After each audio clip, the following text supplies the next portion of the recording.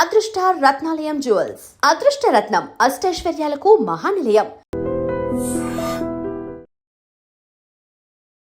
అసలు ఈ జ్యోతిష్యం అనేది ఎంతవరకు ఒక కీలక పాత్ర పోషిస్తుంది ప్రతి మనిషికి కూడా? జ్యోతిష్యం నమ్మాలా వద్దా అనేది పక్కన పెడితే సర్వం సంకనాగిపోయినా ఎవడు పట్టించుకోడు. కానీ వినాయక చవితి ముందు రోజు మాత్రం నిద్రలేస్తారు వీళ్ళందరూ. కొన్ని లక్షల మంది రోజు మందు తాగి సిగరెట్ తాగి వస్తుంటే ఎవరికే ఉండదు.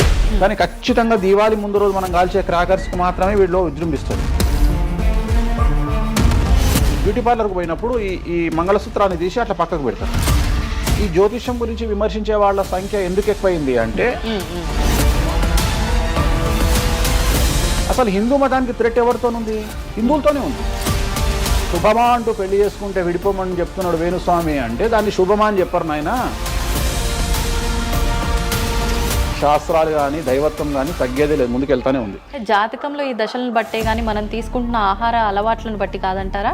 ఏం తినని వాళ్లకు కూడా క్యాన్సర్స్ వస్తాయి. అంతెందుకు, కరోనాలో మంచి మంచోడు చచ్చిపోయారు, తాగుబోతులు ఎవరు తావాలా? అవును అవును. దేవుడు అనేవాడు నీ జాతకాన్ని రాసిండు, నీ తలరాత రాయలే. ఈ మధ్య కాలంలో దశమహావిద్యల అమ్మవార్ల గురించి చాలా ఎక్కువగా వింటున్నాం. ఎవరు అసలు ఈ దశమహావిద్యలు, ఎందుకు ఆరాధించొద్దు అందరూ? సో దశమహావిద్యలు అనేవి ఇవాళ కొత్తవి కావు.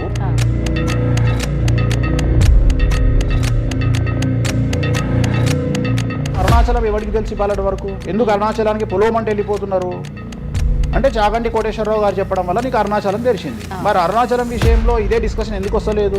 దశమహావిద్యలో నాన్ వెజ్ పెడతారు అనగానే ఇక నాన్ వెజ్ ప్రపంచంలో ఎవరు తిననట్టు, అసలు అదేదో తప్పైనట్టు, ఇక లిక్కర్ ఎవరు తాగలేనట్టు. రాముడు క్షత్రియుడు, మాంసం తినలేదా? సురాపానం అంటున్నావు. దేవతలే సురాపానం తీసుకున్నారు, అది మద్యమే. మరి అది దానికి ఏంటమ్మా? అవన్నీ పుకార్లు అంటున్నారు. పుకార్లు అదే చెప్తున్నా నేను. సురాపానము నథింగ్ బట్ సారా, ఇప్పసారా. గూగుల్లో కానీ, చాట్ జీపీటీలో కానీ, జెమినీలో కానీ వామాచారం అంటే ఏందో ఓపెన్ చేయండి, దశమహావిద్యలు అంటే ఏందో ఓపెన్ చేయండి. మీకు మీరే తెలుసుకోండి. ఈ సమాజంలో తెలుగు రాష్ట్రాల్లో ఉన్న దొంగలెవరో దొరలెవరో మీరే గుర్తుపట్టండి. ఎవరు అబద్ధాలు చెప్తున్నారో అనే విషయాన్ని తెలుసుకోండి. వేణుస్వామి దొంగ అయితే వేణుస్వామి దగ్గరికి రాకండి. నన్ను 20 నిమిషాలు ఆడుకుందామనే ప్రయత్నం చేసిన నీకు ఇప్పుడు చిన్న ఫినిషింగ్ టచ్ ఇస్తాను. అసలు నువ్వు జనవరి 1కి ముందు నా దగ్గర ఇంటర్వ్యూకి ఎందుకు వచ్చావు? నేను దానికి ఆన్సర్ చెప్తా. కాదు అదే ప్రయత్నం వేణుస్వామి చేసిండు కామాఖ్య విషయం. అమ్మా ఇట్లా వచ్చారా? నమస్కారం, వెల్కమ్ టు ఐ డ్రీమ్. ధర్మ మార్గం విత్ విజిత కార్యక్రమానికి స్వాగతం.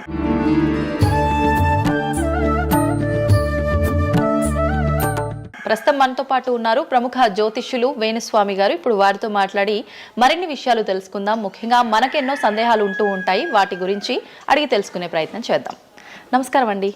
నమస్తే తల్లి. ఓం నమో వెంకటేశాయ. వెంకటాద్రి సంస్థానం బ్రహ్మాండే నాసికించిన వెంకటేశ సమోదేవో నా భూతో నా భవిష్యతి. గురుగారు, చాలా వరకు ప్రస్తుత రోజుల్లో జ్యోతిష్యాన్ని ఎక్కువగా నమ్ముతున్నారేమో అనిపిస్తూ ఉంటుంది. సేమ్ టైం మళ్ళీ జ్యోతిష్యం మూఢనమ్మకము అని చెప్పి కొట్టిపారేసే వాళ్ళు కూడా ఎక్కువైపోయారేమో అనిపిస్తుంది. అసలు ఈ జ్యోతిష్యం అనేది ఎంతవరకు ఒక కీలక పాత్ర పోషిస్తుంది ప్రతి మనిషికి కూడా? సో జ్యోతిషం అనేది నువ్వు చెప్పినట్టుగా ప్రతి మనిషికి ఒక ఫేసు 2 ఫేసులు ఉంటాయి. కానీ కొంతమందికి చాలా ఫేసెస్ ఉంటాయి. ఉదాహరణ వేణుస్వామికి 2 ఫేసులు ఉండొచ్చు. అంటే సామాజికంగా ఒకటి, ప్రైవేట్గా ఒకటి. కానీ సమాజంలో ప్రస్తుతము తెలుగు రాష్ట్రాల్లో ఒక మనిషికి 5 ముఖాలు ఉన్నాయి. అంటే తెలుగు రాష్ట్రాల్లో ఎందుకు చెప్తున్నానంటే, భారతదేశాన్ని మొత్తం కంపేర్ చేసినప్పుడు భారతదేశానికి సంబంధించినటువంటి రాజకీయాలు వేరు, తెలుగు రాష్ట్రాల రాజకీయాలు వేరు. భారతదేశం సోషల్ మీడియా వేరు, తెలుగు రాష్ట్రాల సోషల్ మీడియా వేరు. భారతదేశం న్యూస్ ఛానల్స్ వేరు, తెలుగు రాష్ట్రాల న్యూస్ ఛానల్స్ వేరు. సో ప్రతిదీ తీసుకుంటే తెలుగు రాష్ట్రాలకు సంబంధించి చాలా ప్రత్యేకమైనటువంటి స్టైల్లో మనం ప్రజెంట్ వెళ్తా ఉన్నాము. ప్రత్యేకించి తెలుగు రాష్ట్రాలు ఇంతకుముందు ఒకటే రాష్ట్రానికి పరిమితం అయ్యి ఉండే, అది ఇప్పుడు హైదరాబాద్ కూడా అంటుకుంది. సో 2 రాష్ట్రాలు ఇంచుమించుగా సేమ్ స్టైల్లో వెళ్తున్నాయి. సో జ్యోతిష్యం నమ్మాలా వద్దా అనేది పక్కన పెడితే, ఎప్పుడే కానీ దేని గురించి ఎవరు మాట్లాడినా 2-3 విషయాల గురించి మాట్లాడతారు. ఒకటి ఐడెంటిటీ, ఒకటి బ్రాండు, ఒకటి ప్రత్యేకించి పిఆర్ స్ట్రాటజీ. ఇప్పుడు బ్రాండ్ అనేది వేణుస్వామి అంటే ఒక బ్రాండ్. వేణుస్వామి జ్యోతిషం గురించి మాట్లాడుతున్నాడు అంటే చాలా మంది వెయిట్ చేస్తారు, జరిగిందా జరగలేదని విశ్లేషించుకుంటారు. అదొక పద్ధతి. వేణుస్వామిని విమర్శించే వాళ్ళు ఏం చేస్తారంటే వాళ్ళు ఐడెంటిటీ క్రైసిస్లో ఉంటారు. సో వాళ్ళు వేణుస్వామిని విమర్శించినా లేకపోతే ఒక పెద్ద వ్యక్తిని విమర్శించినా వాళ్లకు దానివల్ల ఐడెంటిటీ వస్తుంది. మామూలుగా వాళ్ళు విమర్శిస్తే ఎవడు పట్టించుకోడు, వేణుస్వామిని విమర్శిస్తే పట్టించుకుంటారు. అలా కాకుండా కొంతమంది ఇది ఏమంటారు హేతువాదులు అనొచ్చు, లేదంటే నాస్తికులు అనొచ్చు, ఇంకోటి అనొచ్చు. సో వీళ్ళందరూ ఏంటంటే ప్రత్యేకించి హిందూ మతానికి సంబంధించిన జ్యోతిష్యం గురించి మాట్లాడతారు, హిందూ మతానికి సంబంధించిన పండుగల వినాయకుని గురించి మాట్లాడతారు. మొత్తం ప్రపంచమంతా పొల్యూటెడ్ అయ్యి కలుషితమై సర్వం సంకనాగిపోయినా ఎవడు పట్టించుకోడు, కానీ వినాయక చవితి ముందు రోజు మాత్రం నిద్రలేస్తారు వీళ్ళందరూ. అట్లనే అసలు ఈ ప్లాస్టిక్ వల్ల అసలు నూనె ఎట్లా వస్తుంది, ఎందుకంటే 90 రూపాయలకు 1 కిలో నూనె ఎట్లా తింటున్నాం మనము అని ఆలోచించాడు ఎవరు లేడు. కొన్ని లక్షల మంది రోజు మందు తాగి సిగరెట్ తాగి సస్తుంటే ఎవరికే ఉండదు, కానీ ఖచ్చితంగా దీవాళి ముందు రోజు మనం కాల్చే క్రాకర్స్కి మాత్రమే వీళ్ళు విజృంభిస్తాడు. సో ఇవన్నీ కూడా ఐడెంటిటీ క్రైసిస్ అవ్వచ్చు, లేదా పని కట్టుకుని విమర్శించలు అవ్వచ్చు. మనం ఏం నమ్ముతాము అంటే లెక్కలు నమ్ముతాం. 2002కు పూర్వము 2002 తర్వాత తీసుకుంటే జ్యోతిష్యాన్ని నమ్మేవారి సంఖ్య, హిందూ మతాన్ని నమ్మేవారి సంఖ్య 9% పెరిగింది. సో ఇది వేణుస్వామి సొంత కవిత్వం కాదు, గూగుల్ చేస్తే గూగుల్లో మీకు కనిపిస్తుంది పర్సంటేజ్ ఎంత పెరిగింది అనేది. సో ఎప్పుడే కానీ గుర్తుంచుకోవాల్సింది ఏంటి అంటే మనము సైంటిఫిక్గా సైన్స్ పరంగా మనం ఎంత ముందుకెళ్తామో మన జెన్జీ జనరేషన్ ఆల్ఫా జనరేషన్లు ఎంత ఫాస్ట్గా వస్తాయో ఎట్ ది సేమ్ టైము దేవుళ్ళ మీద నమ్మకాలు కూడా అదే పరిస్థితులలో ఉంటాయి. కాకపోతే ఇక్కడ ఏంటి అంటే ఒకటి ఎక్స్ప్రెసివ్ అవ్వచ్చు, ఎక్స్ప్రెసివ్ కాకపోవచ్చు. ఎందుకు పెరిగాయి అంటారు ఈ పర్సంటేజ్ మీరు అన్నట్లుగా? అంటే ఖచ్చితంగా కష్టాల ప్రాబ్లం. అంటే ఇక్కడ కష్టాల కంటే కూడా కాంపిటీషన్ అని చెప్తాను నేను. సో ఇప్పుడు ఏమైపోయింది అంటే విపరీతమైనటువంటి కాంపిటీషన్లోకి నెట్టబడ్డాం మనం అందరము కూడా. అంటే ఏమైపోయింది అంటే ఒక 1990కి పూర్వము మనం సంపాదించుకునే సొమ్మంతా కూడా దాచిపెట్టుకొని ఆ డబ్బును దాచుకొని మన కుటుంబాలు తింటాయి, మన పిల్లలు తింటాయి అనే ఆలోచన ఉండేది. 2000 సంవత్సరం తర్వాత ఏమైపోయింది అంటే మనం సంపాదించుకున్నది మనమే ఎంజాయ్ చేయాలి, ఒక కారు కొనుక్కోవాలి, సో లగ్జరీ లైఫ్ లీడ్ చేయాలి, 10 మందికి చూపించుకోవాలి. అంటే స్వతహాగా అనుభవించడం కంటే కూడా 10 మందికి చూపించుకోవాలి అనేటువంటి ఒక పనికిమాలిన భావన జనాల్లో చాలా వచ్చింది. ఇది ఎంతవరకు కరెక్ట్ అంటే? తప్పు చెప్తున్నా. ఇప్పుడు ఉదాహరణ ఇన్ఫ్లుయెన్సర్స్ చూస్తుంటే అసలు యాక్చువల్గా వినాయక చవితి అనేది చవితి రోజు చేసుకోవాలి, కానీ వీళ్ళు ఏం చేస్తున్నారు వినాయక చవితికి 2 రోజుల ముందరనే వినాయక చవితి చేసుకొని దాన్ని మొత్తం ఎడిట్ చేసి అంతా చేసి వినాయక చవితి నాడు పోస్ట్ చేస్తారు. సో దీనివల్ల వాళ్ళ ఖచ్చితంగా ఎఫెక్ట్ అవుతుంది. ఎందుకు ఎఫెక్ట్ అవుతుంది అంటే ఇప్పుడు మాంగళ్యం ఉంది, ఉదాహరణ మెడలో మంగళసూత్రం అనేది ధరిస్తారు అమ్మాయిలు. వీళ్ళు ఏం చేస్తున్నారు ఈ మధ్యన అంటే కొంతమంది అమ్మాయిలు వెస్ట్రన్ కల్చర్కు బానిసలైన అమ్మాయిలు ఏం చేస్తారంటే దాన్ని ఏమంటారు బ్యూటీ పార్లర్కి పోయినప్పుడు ఈ మంగళసూత్రాన్ని తీసి అట్లా పక్కకు పెడతారు. సో మళ్ళీ ఎప్పుడైతే నువ్వు ఆ మంగళసూత్రాన్ని వేసుకుంటున్నావో ఆ సమయం కనుక మంచిది కాకపోతే ఎఫెక్ట్ అవుతుంది ఫ్యామిలీ. సో అందుకని నువ్వు చేసేటువంటి వినాయక చవితి పూజ కరెక్ట్ సమయంలో చేయకపోతే అది నెగిటివ్ అయ్యేటువంటి అవకాశం ఉంది. సో ఇట్లా ఇన్ఫ్లుయెన్సర్స్ ఉదాహరణ ఇప్పుడు జనరల్గా బేసిక్గా మనము ఒక యూరోప్ కంట్రీకి పోతున్నాము, ఒక దుబాయ్కి పోతున్నాము అంటే మనం అక్కడికి పోయినాక షాపింగ్ చేస్తాం. కానీ ఇప్పుడు ఉన్నటువంటి జనరేషన్లో వీళ్ళందరూ ఏంది ఇక్కడ షాపింగ్ చేసి మళ్ళీ అక్కడ షాపింగ్ చేస్తారు. అంటే చాలా విచిత్రం అయిపోయింది. అంటే ఖచ్చితంగా సంవత్సరానికి ఒక 10 డొమెస్టిక్ టూర్లు, ఖచ్చితంగా సంవత్సరానికి ఒక 5 ఇంటర్నేషనల్ టూర్స్. ఇవన్నీ దేనికోసము అంటే సమాజానికి మా దగ్గర డబ్బులు ఉన్నాయి అని చూపించుకోవడం కోసము, ఆర్భాటాల కోసము. సో నేను జనరల్గా ఏం చెప్తా అంటే first build your own brand. First brand build చేసుకున్నాక తర్వాత నువ్వు బ్రాండ్లకు అలవాటుగా. ఇప్పుడు ఒక అనామకుడు ఒక మామూలు మనిషి రేంజ్ రోవర్ కార్ వేసుకొని వస్తే జనాలందరూ రేంజ్ రోవర్ కార్ను చూస్తారు. అదే ఒక సూపర్ స్టార్ ఒక ప్రభాస్ ఒక మహేష్ బాబు వస్తే మహేష్ బాబుని చూస్తారు, ప్రభాస్ని చూస్తారు, కానీ కార్ను చూడరు. సో నేనేమంటే ఫస్ట్ నువ్వు దాన్ని తయారు చేసుకో. ఇప్పుడు ఉదాహరణ ఒక బాలీవుడ్ హీరోయిన్ ఉంది, ఆ బాలీవుడ్ హీరోయిన్ ఒక ఎల్వి హ్యాండ్ బ్యాగ్ వేసుకుంది, సపోజ్ అది ఫేకే అనుకుందాం, బట్ జనాలు అందరూ అది ఒరిజినల్ అనుకుంటారు. అదే ఒక మామూలు అమ్మాయి నిజంగానే ఎల్వి బ్రాండ్ వేసుకుంది, కానీ అది ఫేక్ అనుకుంటారు. సో అందుకని ఫస్ట్ నీ బ్రాండ్ నువ్వు నిలబెట్టుకున్న తర్వాత అప్పుడు నువ్వు బ్రాండ్స్ జోలికి వెళ్ళు. ఇప్పుడు సో ప్రస్తుతం సమాజంలో ఈ జ్యోతిష్యం గురించి విమర్శించే వాళ్ళ సంఖ్య ఎందుకు ఎక్కువైంది అంటే వాళ్ళకు వ్యక్తిగతమైన అంశాలు చాలా ఉంటాయి. They want subject. అంటే ఏమైపోయింది ఇప్పుడు ఎగ్జాంపుల్ ఇప్పుడు నేనే ఒక యూట్యూబ్ ఛానల్ పెట్టుకున్నా, నన్ను నేను ఓన్గా జర్నలిస్ట్గా నన్ను నేను గుర్తించుకున్నా, నాకు సబ్జెక్ట్ కావాలి అంటే అట్లీస్ట్ నేను ప్రతిరోజు కనీసం ఒక 10 నుండి 15 వీడియోలు చేయాలి అంటే నాకు ఆ మనిషితో పని లేదు, ఆ వ్యవస్థతో పని లేదు, ఆ సబ్జెక్టుతో పని లేదు. నేను రాకెట్ గురించి నేనే మాట్లాడతా, జ్యోతిష్యం గురించి నేనే మాట్లాడతా, రైతు గురించి నేనే మాట్లాడతా, పిడకల గురించి నేనే మాట్లాడతా. అంటే లాస్ట్కు నాకు కావాల్సింది ఏంది అంటే నాకు వ్యూవర్స్ కావాలి. అట్లీస్ట్ నాకు నేను పెట్టే సబ్జెక్టుకు నాకు తెలియకున్నా సరే దాని గురించి కంటి చూపు గురించి నేనే మాట్లాడతా, క్యాన్సర్ గురించి నేనే మాట్లాడతా, ఎయిడ్స్ గురించి నేనే మాట్లాడతా. అంటే కాదేది విమర్శకు అనర్హం. అంటే నీకు సబ్జెక్టు తెలుసా తెలియదా అంటే ఇంగితం ఉండేవాడు కంట్రోల్ చేసుకో. ఇప్పుడు నాకు సిగ్గు శరము ఇంగితం ఉంది. నేను ఇప్పుడు ఆ కెమెరామెన్ తీసేటువంటి కెమెరాకు సంబంధించి ఆయన ఎట్లా పెట్టాలి ఫోకస్, ఆయన లెన్స్ ఎంత అడ్జస్ట్ చేసుకుంటాడు ఏంది అనేది నాకు సంబంధం లేని వ్యవహారం. కానీ నేను అసలు దానిలోకి వెళ్ళను. కానీ అదే విశ్లేషకుల పేరుతో ఉండేటువంటి యూట్యూబ్ ఛానల్స్ అవ్వచ్చు, ఇంకొకళ్ళు అవ్వచ్చు, వాళ్ళు ఏం చేస్తారు, దాన్ని కూడా వాళ్ళే జస్టిఫికేషన్ చేస్తారు. అంటే దాన్ని కూడా నువ్వు కెమెరా ఎట్లా పెట్టాలనో కెమెరామెన్కి వీళ్ళు నేర్పిస్తారు, వీళ్ళే డిస్కషన్. ఎందుకు అంటే వాళ్ళకి ఏదో ఒక 10,000 వ్యూవర్షిప్ పోతే ఇట్లా ఓవరాల్గా తీసుకుంటే నెలకి ఇంత వెళ్తుంది పైసలు. సో దీని మీద బ్రతికే వాళ్ళు, సో వాళ్ళు ఏం చేస్తారు, వాళ్ళు విమర్శలు చేస్తారు. సో అట్లనే హేతువాదుల ముసుగులో ఉండేవాళ్ళు విమర్శలు చేస్తారు. అన్నిటికంటే ప్రాబ్లం ఏమైపోయింది అంటే పొద్దున్న లేస్తే హిందూ మతం బాగుండాలి, హిందూ మతం బాగుండాలి అంటే అసలు హిందూ మతానికి థ్రెట్ ఎవరితోనుంది? హిందువులతోనే ఉంది. ముస్లిమ్స్తో లేదు, క్రిస్టియన్స్తో లేదు. ఎందుకంటే వేరే వాళ్ళు మన జోలికి రావట్లా. ఎంతసేపు కప్పల భాగవతం లాగా మన జీవితంలో ఎలుకల భాగవతం లాగా ఒక ఎలుక ఇంకో ఎలుకని కిందికి గుంజుతుంది, ఒక కప్ప ఇంకో కప్పని కిందికి లాగుతుంది. అట్లనే హిందువులలో వేణుస్వామి ఆస్ట్రాలజికల్ ప్రిడిక్షన్స్ లో మంచిగా ఉన్నాడు అంటే వేణుస్వామి చెప్పింది ఏదైనా జరిగినప్పుడు వేయడానికి ఎవరికి మనసు రాదు. కానీ వేణుస్వామిని విమర్శించడానికి పొలవమంటే అందరూ వచ్చేస్తారు. అంటే మరి నేను హిందువునే కదా, నన్ను కిందికి లాగేవాడు హిందువే కదా, మరి ఇక్కడ హిందూ మతం ఏమవుతుంది? ఇప్పుడు సమాజంలో నేను అబ్జర్వ్ చేస్తున్నా, గత కొన్ని రోజుల నుండి, ఒక 6 నెలల నుండి, సంవత్సరం నుండి Telugu media in the sense నేను లోకల్ సోషల్ మీడియాలో హిందూ మతాల పేరు మీద కొత్త వర్షన్ వచ్చింది. ఏంటి అంటే హిందూ ఆచార వ్యవహారాలను విమర్శించడము చాలా కామెడీ అయిపోయింది. ఒక ఆయన ఈ మధ్యలో ఇంటర్వ్యూ చూసిన నేను, అసలు దుర్గమాల లేదంటాడు ఆయన. నేను షాక్ అయినా. నేను ఇనుంటావు నువ్వు కూడా. నాకు ఆశ్చర్యం అనిపించింది.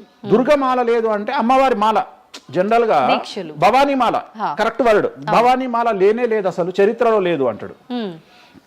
అంటే సమాజము ఏదో విధంగా భక్తి మార్గం వైపు వెళ్తుంది అంటే నువ్వు సంతోషంగా ఫీల్ అవ్వాలి. కానీ దాన్ని కూడా విమర్శించేవాడు. ఎందుకంటారు ఇలా అంటే వీళ్ళందరూ పండితులు కాదు, వీళ్ళందరూ standing comedians or sitting comedians. ఒక ఆయన కూర్చొని మాటలు చెప్తాడు, వాళ్ళు నవ్వడం స్టార్ట్ కాగానే ఈయన మర్చిపోతాడు. ఇక ఈయనను మర్చిపోయి, అంటే ఆడవాళ్ళు నవ్వుతుంటారు, మగవాళ్ళు నవ్వుతుంటే ఈయన ఆనందానికి పరవశుడు అయ్యి ఇంకా వాళ్ళు నవ్వుతున్నారు కదా అని రెచ్చిపోయి ఇంకా గ్రహాలు లేవు, దేవుడు లేడు, ఏది ఒక బ్రాహ్మణుడయ్యుండి ఒక పండితుడయ్యుండి టోటల్ మన సబ్జెక్టుకు వ్యతిరేకంగా మాట్లాడుతూ ఉంటాడు. అట్లనే ఆయన ఎవరో భవానీమాల లేదు అంటాడు. నేను నీకు వచ్చిన నష్టమేముంది? నువ్వు మొగోడివైతే భవానీమాల కాదు, ఎవరైతే కోయంబత్తూరులో ఈషా ఫౌండేషన్లో లింగభైరవ అమ్మవారు లేదని చెప్పు, అది నీ గొప్పతనం. నిజంగా లింగభైరవ అమ్మవారు లేనప్పుడు లేదని చెప్పు. ఆమె క్రియేటెడ్ కాడు, చెప్పొచ్చు కదా లేదు అని. ఎందుకంటే అక్కడ భయం ఏంటంటే ఎవరు తంతడు అని. వీళ్ళ భయం అంటే ఏంటంటే ఎక్కడైతే ఎవడు వీళ్ళకి అడ్డు రాడో అక్కడికి వస్తాడు. వీళ్ళకి ఒరిజినల్ సబ్జెక్ట్ మాట్లాడే దమ్ము లేదు. సో ఇదంతా ఎంత చేసినా నేను అల్టిమేట్గా చెప్పేది ఏంటంటే జ్యోతిష్యానికి వ్యక్తిగతంగా నా దగ్గరకు వచ్చేవాళ్ళు నాకు జనాలకు చెప్పారుగా. ఇప్పుడు నేను ఒక మాట చెప్తా, ఇప్పుడు సీక్రెట్ మెయింటైన్ చేయాలనుకుంటారు ప్రతి ఒక్కరు, ప్రైవసీ మెయింటైన్ చేయాలనుకుంటారు. మామూలుగా హాస్పిటల్కి పోతేనే ఇవాళ ప్రైవసీ మెయింటైన్ చేయాలనుకుంటున్నారు. అది అట్లీస్ట్ తలకాయనొప్పికి పోయినా వాళ్ళు దే వాంట్ ప్రైవసీ. అంటే కారు డైరెక్ట్గా B1కి వెళ్ళిపోతుంది, పైకి వెళ్ళిపోతారు, డాక్టర్ని కలుస్తారు, వస్తారు. అట్లాంటిది వేణుస్వామి దగ్గరకు వచ్చి నేను ఎందుకు చెప్పాలనుకుంటున్నా, లేదంటే నేను ప్రజలకి చెప్పాలనుకుంటున్నా అనుకోరు కదా. ఎవరో ఒకళ్ళు వేణుస్వామి దగ్గరికి వెళ్ళినప్పుడు కొన్నిసార్లు కొన్ని వీడియోలు తీసినప్పుడు 100 మందిలో ఒక వీడియో తీసినప్పుడు ఆ వీడియో పోస్ట్ చేస్తాము, దానివల్ల నా దగ్గరకు వచ్చినట్టు తెలుస్తుంది. కానీ 99% నా దగ్గరకు వచ్చినట్టు తెలియదు. నా దగ్గరికే కాదు, జ్యోతిషం అనేది ఎక్స్ట్రీమ్గా జనాల్లోకి వెళ్తున్నది. ఎట్ ది సేమ్ టైం భక్తి అనేది జనాల్లోకి వెళ్తున్నది. దాన్ని భయం అంటమా భక్తి అంటమా పక్కన పెడితే ఈరోజు జనాలు ముక్కోటి కానీ ఇతరత్ర పండుగలు కానీ January 1st కానీ జనాలు విపరీతంగా దేవాలయాల్లో ఉంటున్నారు. అంటే జనాలకు దేవుడి మీద కానీ శాస్త్రాల మీద కానీ వచ్చినటువంటి నమ్మకము, ఈ నమ్మకాన్ని ఎవరో ఒకళ్ళు వచ్చి టీవీలో కూర్చొని చెప్పినంత మాత్రాన పోదు. సో ఇది జనాల్లోకి విపరీతంగా వెళ్తానే ఉంటుంది. జనాలు ఎప్పుడే కానీ ఎంత వెస్టర్న్ కల్చర్కి వెళ్ళినా నమ్మకము అనేది ఒకటి ఉంటుంది. మనల్ని నమ్మించేది, మనల్ని బ్రతికించేది నమ్మకము. ఈ నమ్మకం లేకపోతే మనకు జీవితం లేదు. సో ఈ జ్యోతిష్యము అనేది అంధకార బంధురంలో ఉండేటువంటి ఒక వ్యక్తిని బయటకు తీసుకురావడానికి, జరగబోయేటువంటి నష్టాన్ని చెప్పడానికి మాత్రమే పనికి వచ్చేటువంటి శాస్త్రము. అంతేగాని నువ్వు 50 ఏళ్లకు నరుకుతావు, 40 ఏళ్లకు కారు కొంటావు, ఈ సొల్లు పురాణం చెప్పాల్సిన పని లేదు. జరగబోయేటువంటి నష్టాన్ని గనక చెప్పగలిగితే జ్యోతిష్యము దాన్ని సరి చేసుకోవడంతో పాటు మానసికంగా స్ట్రాంగ్ అవ్వడానికి ఆ వ్యక్తికి చాలా చాలా చాలా ఉపయోగపడుతుంది. భార్యాభర్తలు తన్నుకొని చస్తారు, విడిపోతారు అని చెప్పడంలో ఉద్దేశము మీరు విడిపోండి అని కాదు. భార్యాభర్తల్లో అట్లీస్ట్ జనరేషన్ ను బట్టి ఈ రోజు భర్త అనేవాడు కాంప్రమైజ్ అయ్యి భార్య తిట్టినా పడి ఉంటాడు అని ఇక్కడ ఉద్దేశము. అంటే ఒకప్పుడు భార్యకు భర్తకు పెళ్లికి కనీసం 10 సంవత్సరాల గ్యాప్ ఉండేది. ఎందుకు అంటే భార్య అనే అమ్మాయి చిన్నపిల్లగా ఉంటే భర్త అనేవాడు ఒక కూతుర్ని చూసుకుంటాడు అనే ఉద్దేశంతో ఆ పెళ్లిళ్ళు చేసేవాళ్ళు. ఇవాళ ఏం చేస్తున్నారు, ఇద్దరికి 6 నెలలు తేడా ఉండదు. సో ఇద్దరు టెంపర్మెంట్ లో వెళ్తారు, ఇద్దరు గొడవలు పడతారు. సో ఈ కండిషన్ లో వాళ్ళిద్దరు విడిపోయేటువంటి తత్వం వైపు వెళ్తారు. కాబట్టి మొదలే మీ జాతకాలు బాగా లేవు, మీకు విడిపోయే అవకాశం ఉంది అంటే మిమ్మల్ని విడిపోమని చెప్పడం కాదు. ఇక్కడ మీరు జాగ్రత్తగా ఉండండి, కాంప్రమైజ్ కండి, ఈగోస్ పక్కన పెట్టండి, మీ పొసెసివ్నెస్ను పక్కన పెట్టండి. సో ఆర్థికపరమైనటువంటి అంశాల్లో క్యాలిక్యులేటెడ్గా ఉండండి, తన్నుకొని చావకండి, విడిపోకండి అని మొదలే వాళ్ళని హెచ్చరించడం అనేటువంటిది దీంట్లో భాగము. కానీ ఇవాళ ఏమంటున్నారు, శుభమా అంటూ పెళ్లి చేసుకుంటే విడిపోమని చెప్తున్నాడు వేణుస్వామి అంటే దాన్ని శుభమా అని చెప్పరు నాయన. ప్రతి ఒక్కళ్ళకి అదే చెప్తున్నారు. ఆ మాతకు వస్తే మీరు పొద్దున్న లేస్తే 100 పెళ్లిలలో 80 పెళ్లిళ్ళు డివోర్స్ అవుతున్నాయి. మరి దీని మీద మీరే కదా డిబేట్ పెడతారు. సో ఇదంతా ఏంటంటే ఒక వ్యక్తిని విమర్శించాలనుకున్నప్పుడు వాళ్ళు ఏదైనా తీసుకురావచ్చు. దాన్ని రామ అంటే దాన్ని చిన్న పదాలు మారిస్తే ఆ రామ అనేది ఒక బ్యాడ్ వర్డ్ అవుతుంది. సో దాన్ని ఎట్లంటే అట్లా చేసుకొని పోవచ్చు. కానీ ప్రస్తుతం దేశ కాలమాన పరిస్థితులలో జ్యోతిష్యం కానీ శాస్త్రాలు కానీ దైవత్వం కానీ తగ్గేదే లేదు, ముందుకెళ్తానే ఉంది. ఇప్పుడు ఒక మనిషి జననం దగ్గర నుంచి చనిపోయే వరకు జాతకం అనేది కొన్ని సందర్భాల్లో మాత్రమే చూడాలి అని చెప్పి ఒకప్పటి కాలంలో చెప్పేవారట. కానీ ఇప్పుడు మాత్రం పుట్టిన దగ్గర నుంచి ఎప్పుడు ఏ చిన్న సమస్య వచ్చినా జాతకం చూపించుకోవడము, అసలు ఇది మన సాంప్రదాయంలో లేనే లేదు అంటున్నారు. ఇది ఎంతవరకు వాస్తవం? నేను లాస్ట్ ఇయర్ ఒక హీరోకు ఒక బిడ్డ పుడితే నేను చెప్పినప్పుడు చాలా మంది మేధావులు వచ్చి నన్ను విమర్శించారు. చిన్న పాపకు జాతకం చెప్తారా ఎవడన్నా అని. నీకు తెలిసే ఉంటే కృష్ణదేవరాయల ఆస్థానం కానీ ఇతర రాజులు పెద్ద రాజుల ఆస్థానంలో కానీ ఆస్థాన సిద్ధాంతి అని ఉండేవాడు. వాళ్ళు ఏం చేసేవాళ్ళు అంటే రాణికి కూతురు పుట్టిన కొడుకు పుట్టిన వాళ్ళు వచ్చి మొత్తం లైఫ్కు సంబంధించిన జాతకాన్ని రాసేవాళ్ళు. పుట్టడంతోనే ఈ అసలు పుట్టిన రోజే రాసేవాళ్ళు. వీళ్ళు ఏమైతారు, ఈయన జీవితంలో ఏమైతాడు, దొంగ అవుతాడా, మంచోడు అవుతాడా, రాజు అవుతాడా, లంగ అవుతాడా, క్రికెటర్ అవుతాడా అంటే ఆ దేశకాలమాన ప్రశ్న బట్టి అప్పుడు. సో దాన్ని ఇప్పుడు కన్వర్షన్ చేసుకుంటే ఇప్పుడు మేము రాసే జాతకంలో ఇప్పుడు వీడు ఇంజనీర్ అవుతాడా, డాక్టర్ అవుతాడా, ఎంటర్ప్రెన్యూర్ అవుతాడా, ఉద్యోగస్తుడు అవుతాడా. సో ఇవన్నీ అంచనా వేగ ఒక మనిషి పుట్టినప్పటి నుండి లగ్నాన్ని బేస్ చేసుకొని 1వ నెంబరు అంటే లగ్నము నుండి 12వ నెంబరు అంటే వ్యయము 1 నుండి 12 గడులను కనుక తీసుకొని రాస్తే ఆ మనిషి ఎప్పుడు పుట్టి ఏమేం చేస్తాడు, ఎప్పుడు చనిపోతాడు అనేది వెరీ క్లియర్గా మెన్షన్ చేయవచ్చు. సో ప్రతి రోజు జాతకాన్ని వేసుకోవచ్చు, ప్రతి నెల జాతకాన్ని వేసుకోవచ్చు. గోచారము గ్రహచారము అని 2 ఉంటాయి. గోచారము అంటే ప్రస్తుతం జరిగేటువంటి గ్రహాల యొక్క గమనం ఏ విధంగా ఉంది అని తెలియజేసేది గోచారము. గ్రహచారము అంటే పుట్టినప్పుడు దాన్ని బేస్ చేసుకొని రాసేది గ్రహచారము. జనరల్ గా తెలుగు రాష్ట్రాల్లో చాంద్రమానాన్ని మాత్రమే బేస్ చేసుకొని జాతకాలు రాస్తారు. కానీ వేణుస్వామి ఒక్కడే చాంద్రమానము, సౌరమానము, బార్హస్పత్యమానము అనే 3 విభాగాలను బేస్ చేసుకొని జాతకాలు రాస్తాడు. చాంద్రమానము అంటే చంద్రుడిని బేస్ చేసుకొని రోజున్నర పాటు చంద్రుడు ఒక రాశిలో ఉండేదాన్ని చాంద్రమానము అంటారు. ఇది మన దక్షిణ భారతదేశంలో వాడతాము. సౌరమానము అంటే సూర్యుడు, రవి ఒక నెలలో ఒక రాశిలో ఉంటాడు, దాన్నే మనం సౌరమానము అంటాము. అలాగే బార్హస్పత్యమానము అంటే బృహస్పతిమానము, సంవత్సరం పాటు గురువు ఒక రాశిలో ఉండేదాన్ని బార్హస్పత్యమానము అంటాము. మనము పుట్టినప్పటి నుండి కనీసము నాకు తెలిసి గత 1000 సంవత్సరాలు లేనటువంటి చరిత్ర ఈ సంవత్సరము 2026లో మనం చూడబోతా ఉన్నాము. గురువు ఒకే సమయములో 6 నెలల్లో 3 రాసుల్లోకి ప్రవేశిస్తా ఉన్నాడు. అంటే జనరల్ అర్థం కాదు, అసలు మనం ఎప్పుడు చూడలే. అందుకనే ఈ సంవత్సరం చాలా పెను సంచలనాలు ఉంటాయి. 2026లో గురువు మిథునం, కర్కాటకం, సింహం 3 రాశుల్లోకి వచ్చి మళ్ళీ రివర్స్ వస్తున్నాడు కర్కాటకానికి. సో చాలా విచిత్రమైనటువంటి ఒక గమనాన్నిగా మనం చూడాల్సి వస్తుంది. ఇది చాలా పెను సంచలనాలకు అంటే సృష్టిలోనే ఒక విచిత్రమైనటువంటి అనుభూతిని మనం పొందబోతా ఉన్నాము, మంచి చెడులు పక్కన పెడితే. సో ఇలాంటి పరిస్థితి నుండి జాతకాలను విశ్లేషించడము ఇవన్నీ కూడా నడుస్తాయి. ఇప్పుడు కొన్నిసార్లు మనిషి కొన్ని సందర్భాల్లో ఇబ్బంది వచ్చినప్పుడు నా తలరా తింటే భగవంతుడు ఇంకా రాసేశాడు, నేనేం మార్చలేను అంటుంటారు. కొన్నిసార్లు భగవంతుడిని పక్కన పెట్టి, తలరాతని పక్కన పెట్టి మనం గట్టిగా ఒకటి అనుకుంటే అయిపోతుంది అని అంటూ ఉంటారు. మీరు ముందుగానే ఒక శిశువు జననం అయినప్పుడే వాళ్ళ మొత్తం లైఫ్కి సంబంధించిన జాతకం ఇవ్వగలుగుతాము అన్నారు. మరి ఇప్పుడు మధ్యలో ఇప్పుడు చెప్తున్న వాళ్ళ విధానాలను బట్టి మనం అనుకుంటే అయిపోతుంది, ఏదైనా మనం ప్రయత్నం చేస్తే మారుతుంది, భగవంతుడు దాన్ని మార్చేస్తాడు కొన్ని ప్రయత్నాల వల్ల అంటారు. ఈ రెండిట్లో అసలు దేన్ని నమ్మాలంటారు?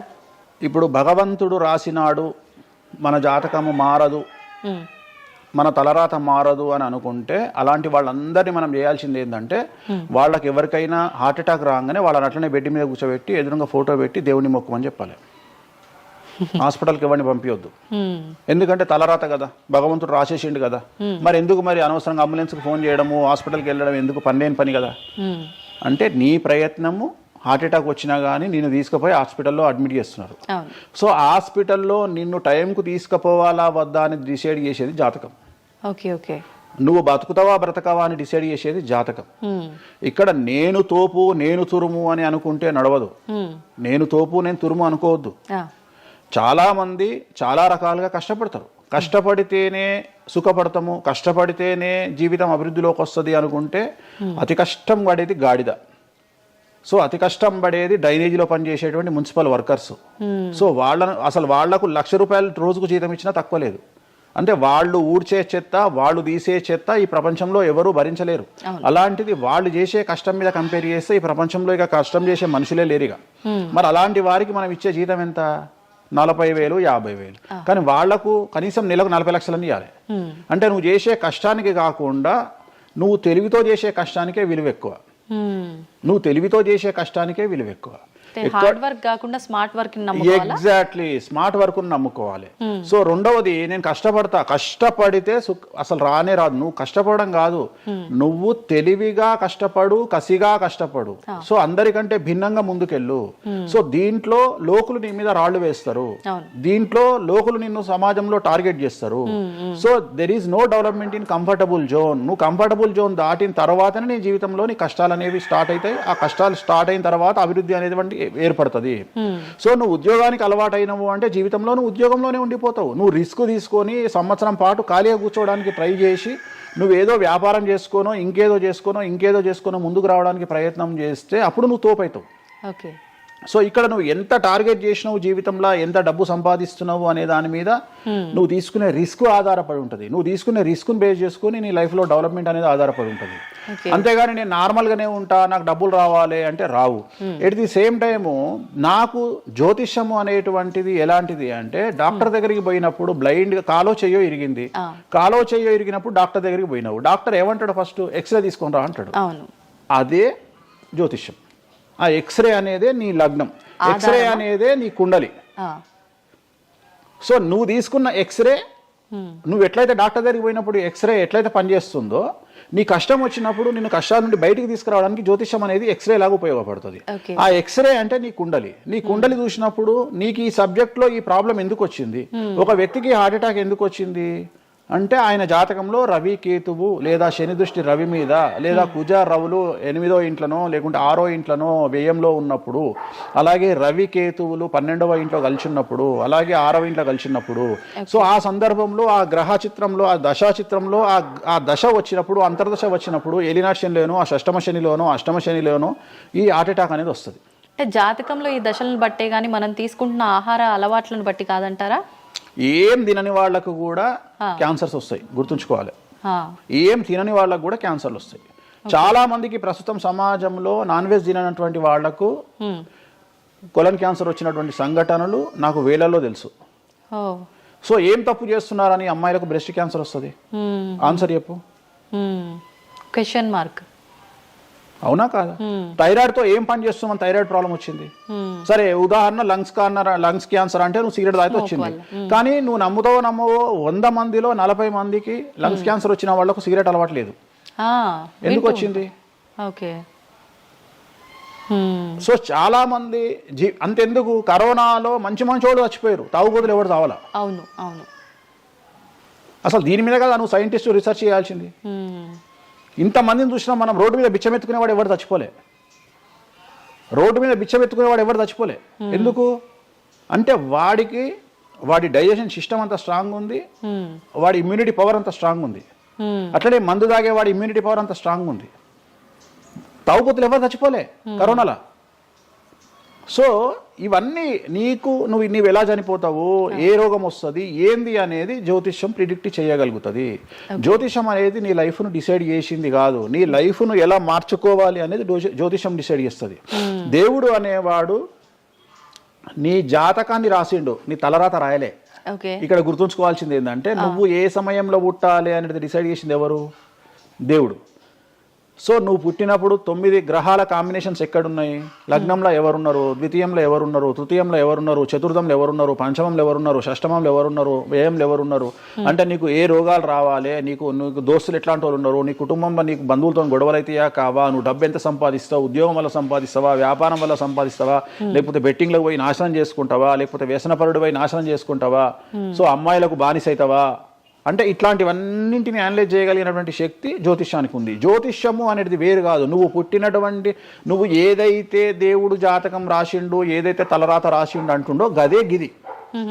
అంటే పుట్టిన టైముని ప్లేస్ని అన్నిటిని బట్టే ఈ ప్రిడిక్షన్. ఒక మనిషి పుట్టిన సమయాన్ని బేస్ చేసుకొని ఇప్పుడు నువ్వు మాట్లాడుతున్న దేవుడు రాసిన తలరాతనే జాతకం. తలరాత వేరు, జాతకం వేరు కాదు. నీ తలరాత అనేది ఈ లగ్నంలో ఉంది, ఈ కుండలిలో ఉంది, దీన్ని బేస్ చేసుకొని దీన్ని చేతిలో పట్టుకొని నువ్వు ముందుకెళ్తే నీకు ఏ ప్రాబ్లం ఉండదు. ఒక్కసారి జ్యోతిష్కుని సంప్రదిస్తే కాదు, నువ్వు ప్రతి సంవత్సరము లేదా 2.5 సంవత్సరాలకు ఒకసారి శని మారినప్పుడల్లా నీ జాతకం మారుతుంటది, గోచారంలో మారుతుంటది, గ్రహచారంలో మారుతుంటది. నువ్వు ఎలాంటి చర్యలు తీసుకోవాలి, ఎలాంటి జాగ్రత్తలు తీసుకోవాలి, నీకు వాహన ప్రమాదాలు ఎప్పుడు వస్తాయి, ఆరోగ్యపరమైన ఇబ్బందులు ఎప్పుడు వస్తాయి, న్యాయపరమైన ఇబ్బందులు ఎప్పుడు వస్తాయి, నువ్వు ఎదిగిన తర్వాత నీకు శత్రువులు పెరుగుతారు, నువ్వు ఎంత శుద్ధపూసైనా ఎంత మంచివాడివైనా నువ్వు సమాజంలో ఎదిగి ఒక కారు కొనుక్కొని ఒక ఇల్లు కొనుక్కొని నీ బతుకు నువ్వు బ్రతుకుతున్నా నీ మీద జనాలు ఏడ్చి చస్తారు. నీకు శత్రువులు అనేవాళ్ళు ఏర్పడతారు. నువ్వు మంచి చేసినా శత్రువులు వస్తారు, చెడు చేసినా శత్రువులు వస్తారు. సో ఇలాంటి వాళ్ళందరి నుండి నువ్వు ఎట్లా తప్పించుకోవడానికి ఏమేం పూజలు చేసుకోవాలి, ఏమేం న్యాయపరమైన జాగ్రత్తలు తీసుకోవాలి, వీటన్నిటినీ క్రోడీకరించి చెప్పగలిగిన వాడు జ్యోతిష్కుడు. కాకపోతే జ్యోతిష్కుడికి దేశ కాల మాన పరిస్థితులను బేస్ చేసుకొని జాతకం చెప్పగలగడం రావాలి. ఎందుకంటే జ్యోతిష్యంలో ఉదాహరణ రవి, కుజ, కేతువు కలిసి ఉన్నప్పుడు సుఖవ్యాధి వస్తుంది. సో సుఖవ్యాధి అని మాత్రమే జ్యోతిష్యం చెప్పింది మాకు, అంతేగాని నీకు సిఫిలిస్, గనేరియా, ఎయిడ్స్, HIV అని చెప్పి రాయలే మాకు అక్కడ రాసింది ఏం రాసిండు, నీకు సుఖవ్యాధి వస్తుంది. కాకపోతే దేశకాలమాన పరిస్థితులను బట్టి ఏ వ్యాధులు వస్తున్నాయో దాన్ని అంచనా వేయగలిగిన శక్తి జ్యోతిష్కుడికి ఉండాలి. ఇప్పుడు కూడా నువ్వు ఇంజనీరింగ్ చేస్తున్నావు అంటే ఇంజనీరింగ్ ఇంకో 2 ఏళ్ళు అయితే పోతుంది. సో కొత్త ఏదో వస్తుంది, స్టడీస్ వస్తాయి. సో మనం మారుతూ ఉండాలి, మనం అప్డేట్ అవుతా ఉండాలి. ఎట్లయితే టెక్నాలజీ కోసము, ఎట్లయితే కెమెరా విషయంలో, ఎట్లయితే మైక్ల విషయంలో అప్డేట్ అవుతున్నామో మేము కూడా జ్యోతిష్యం విషయంలో అప్డేట్ కావాలి. కానీ మమ్మల్ని అప్డేట్ అవ్వడానికి ఎవరు మాకు భుజం తట్టేవాళ్ళు కానీ, వెన్ను తట్టేవాళ్ళు కానీ, మమ్మల్ని ఎంకరేజ్ చేసేవాడు కానీ ఉండడు. ఎంతసేపు మా మీద దాడి చేద్దామని చూసేవాడే ఉంటాడు. మేము ఏదైనా విశ్లేషించి కొత్తది చెప్పుదాము అనేటువంటి ప్రయోగం చేయంగానే ఆటోమేటిక్గా రాకెట్ ఫెయిల్ అయితేనేమో సింపతి చూపిస్తారు, మేము చెప్పింది ఫెయిల్ కాగానే దాడి చేస్తారు. సెఫాలజిస్టుల పేరుతోని ప్రతి సంవత్సరము కనీసం ఒక 20-30 మంది ఫెయిల్ అయితేనే ఉంటారు ఎన్నికలలో. వాళ్ళ జోలికి ఎవడు పోడు. కానీ మేము ఎవడన్నా పుసుక్కున ఎక్కడన్నా ఎన్నికలు గెలువయ్యి అని చెప్పగానే మా మీద దాడి చేసే వాళ్ళు ఎక్కువ ఉంటారు. సో మాకు కూడా ఎంకరేజ్మెంట్ చేస్తే మేము సైన్స్ను ఎప్పుడో పండబెట్టగలిగిన శక్తి మాకు ఉన్నది, జ్యోతిష్కులకు లేక కాదు. కాకపోతే మమ్మల్ని ఎవడు వెన్నుదడతాడు, మా గురించి ఎవడు మాట్లాడతాడు, మా గురించి మెచ్చుకునేది పర్సనల్గా వ్యక్తిగతమైనటువంటి టర్మినాలజీలో మాతో మాట్లాడే వాళ్ళు మెచ్చుకుంటారు తప్ప సమాజం మమ్మల్ని చూసే దృష్టి వేరు. ఎంతసేపు మా దాంట్లోనే మాకు ఉండదు. మా దాంట్లో యాచకా శత్రువు అంటే బిచ్చపోడు శత్రువు అని మా దాంట్లో మాకే తన్నులాట. కామాఖ్యకు పోయి బలుడిచ్చి పూజలు చేసుకునేటువంటి జ్యోతిష్కులు హైదరాబాద్కు వచ్చి అక్కడ బలులే లేవని చెప్తాడు ఒక జ్యోతిష్కుడు. సో ఇట్లా ఎందుకు చెప్తున్నారు అంటే వాళ్ళ కర్మ, మనం ఏం చేయలేము. సో ఓవరాల్గా జ్యోతిష్యం అనేది ఏదైనా చరిత్ర సృష్టించగలుగుతుంది. జ్యోతిష్యము అంటే మనిషి యొక్క తలరాతనే జ్యోతిష్యం. ఇప్పుడు మీరు చెప్పిన దాన్ని బట్టి అంతా మనం పుట్టిన టైము ప్లేస్ని బట్టే డిసైడ్ అవుతుంది ఈ ప్రిడిక్షన్ అంతా. అంటే న్యాచురల్గా బర్త్ జరిగితే ఓకే, కానీ ఇప్పుడు అన్ని ముహూర్తాలు పెట్టుకొని టైము అన్ని చూసి చేస్తున్నారు కదా, మరి ఇటువంటి వారికి జాతకం ప్రిడిక్షన్ కరెక్ట్ ఉంటుందా? ఆ ముహూర్తం పెట్టాలి అనేటువంటి టైమింగ్ కూడా ఆయన డిసైడ్ చేస్తాడు దేవుడే. ప్రతిదీ మనం తోపులం అనుకుంటాం, నేను ఓన్గా ఆలోచిస్తున్నా అనుకుంటాడు. ఓకే, అది ఆల్రెడీ డిసైడెడే. నీ మనసులో ఆ భావం రావడానికి, నీ మనసులో ఆ ముహూర్తం పెట్టించుకోవాలి అని అనుకోవడానికి కర్త కర్మక్రియనే భగవంతుడు. మరి ఇది పెళ్లిళ్ళ విషయంలో ఎందుకు వర్తించదు? పెట్టుడు ముహూర్తాల్లో పెళ్లిళ్ళు వద్దు, అదంతా సఖ్యతతో ఉండరు భార్యాభర్తలు అంటారు కదా. అసలు ముహూర్తం మంచిదైతే ఎందుకు విడిపోతున్నారు అని ఇప్పుడు కొంతమంది మేధావులు అడుగుతారు. ఫస్ట్ నేను చెప్పే పాయింట్ ఏంటంటే, నీ జాతకాలే కలవకపోతే నువ్వు ఎంత మంచి ముహూర్తంలో చేసుకుంటే ఉంది. నీ జాతకాలు బాగుంటే, మీ జాతకాలు కలిస్తే నువ్వు అష్టమి నాడు పెళ్లి చేసుకున్నా, అమావాస్య నాడు పెళ్లి చేసుకున్నా ఏమీ కాదు. రైట్? సో నేను మాట్లాడే విషయం ఏంటంటే, నీ అబ్బాయి అమ్మాయి జాతకాలు బాగా కుదిరినప్పుడు వాళ్ళ లైఫ్ ఎక్కడో ఉంటుంది. చాలామంది there is calculated love, calculated relation. అమ్మాయి ఏమనుకుంటుంది, నేను నెలకు 1,50,000 సంపాదిస్తున్నా, నాకు ఖచ్చితంగా 2 లక్షలు సంపాదించే అబ్బాయి కావాలి అనుకుంటుంది. కానీ నన్ను జీవితంలో బాగా చూసుకునే అబ్బాయి కావాలి, నేను కాంప్రమైజ్ అవుతా, నీకు 1,00,000 వస్తుందా, నేను 1,50,000 సంపాదిస్తా, ఇద్దరం కలిసి 2.5 లక్షలతో బతుకుతాము అని ఏ అమ్మాయి అనుకోదు. సో ప్రతి ఒక్కడి క్యాలిక్యులేషన్ ఇదే. అలాగే అబ్బాయి ఏమనుకుంటాడు, నాకు 2 లక్షలు వస్తుంది కానీ నాకు చాలా అందమైన అమ్మాయి కావాలి అనుకుంటాడు. సో ఇక్కడ ఉన్న డిమాండ్కు తగ్గట్టు సప్లై లేదా.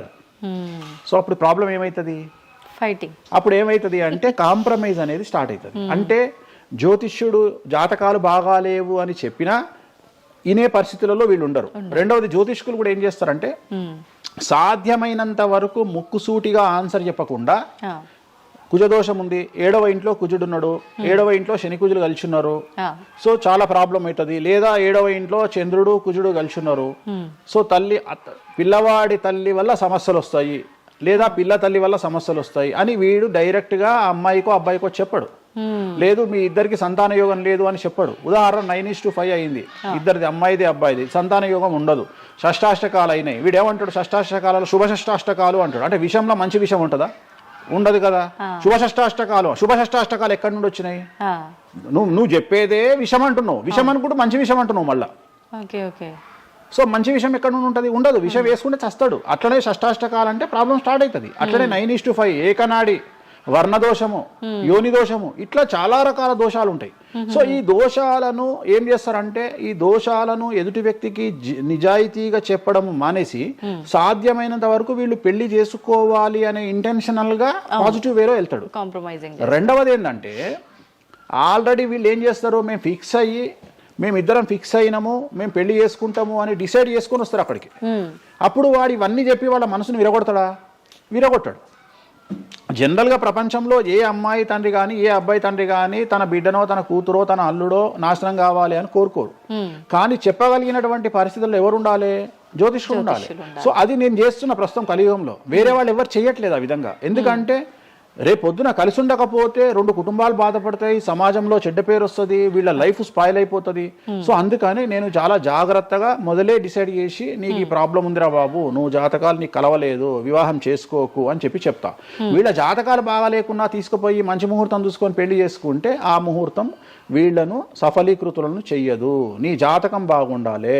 అట్లనే నువ్వు ఏ టైంలో పుట్టాలనో డిసైడ్ చేసుకున్నా అని నువ్వు అనుకొని సిజేరియన్ పెట్టుకుంటావు. కానీ ఆ టైంలో నువ్వు నక్షత్రమే చూస్తావేమో కానీ 6వ ఇంట్లో ఉండే గ్రహాలు 12వ ఇంట్లో గ్రహాలు డిసైడ్ చేయగలిగింది భగవంతుడు.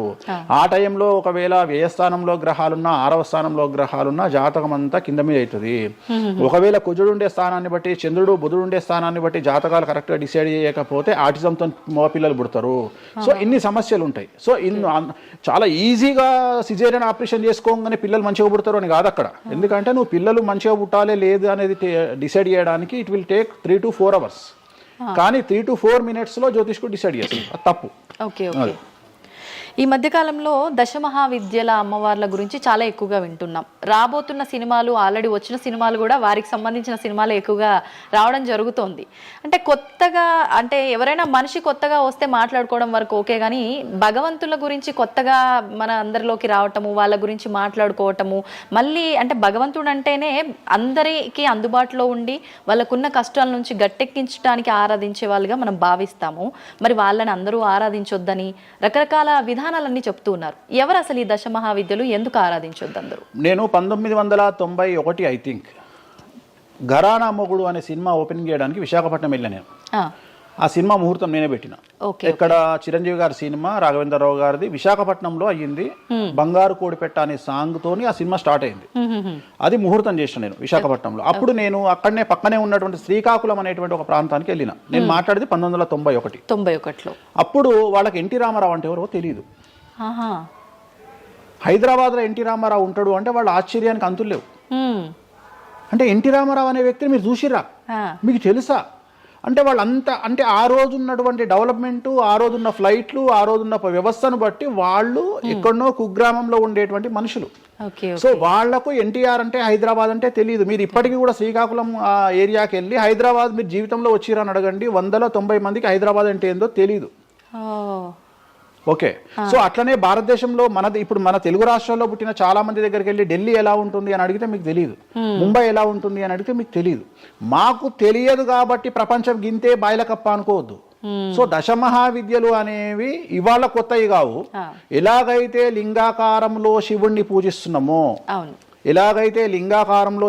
పూజిస్తున్నామో, శివుడి భార్య అయినటువంటి సతీదేవిని అదే యోని రూపంలో పూజిస్తున్నాము. అయిపోయింది, చెరిసగం మంచుకురు ప్రపంచాన్ని.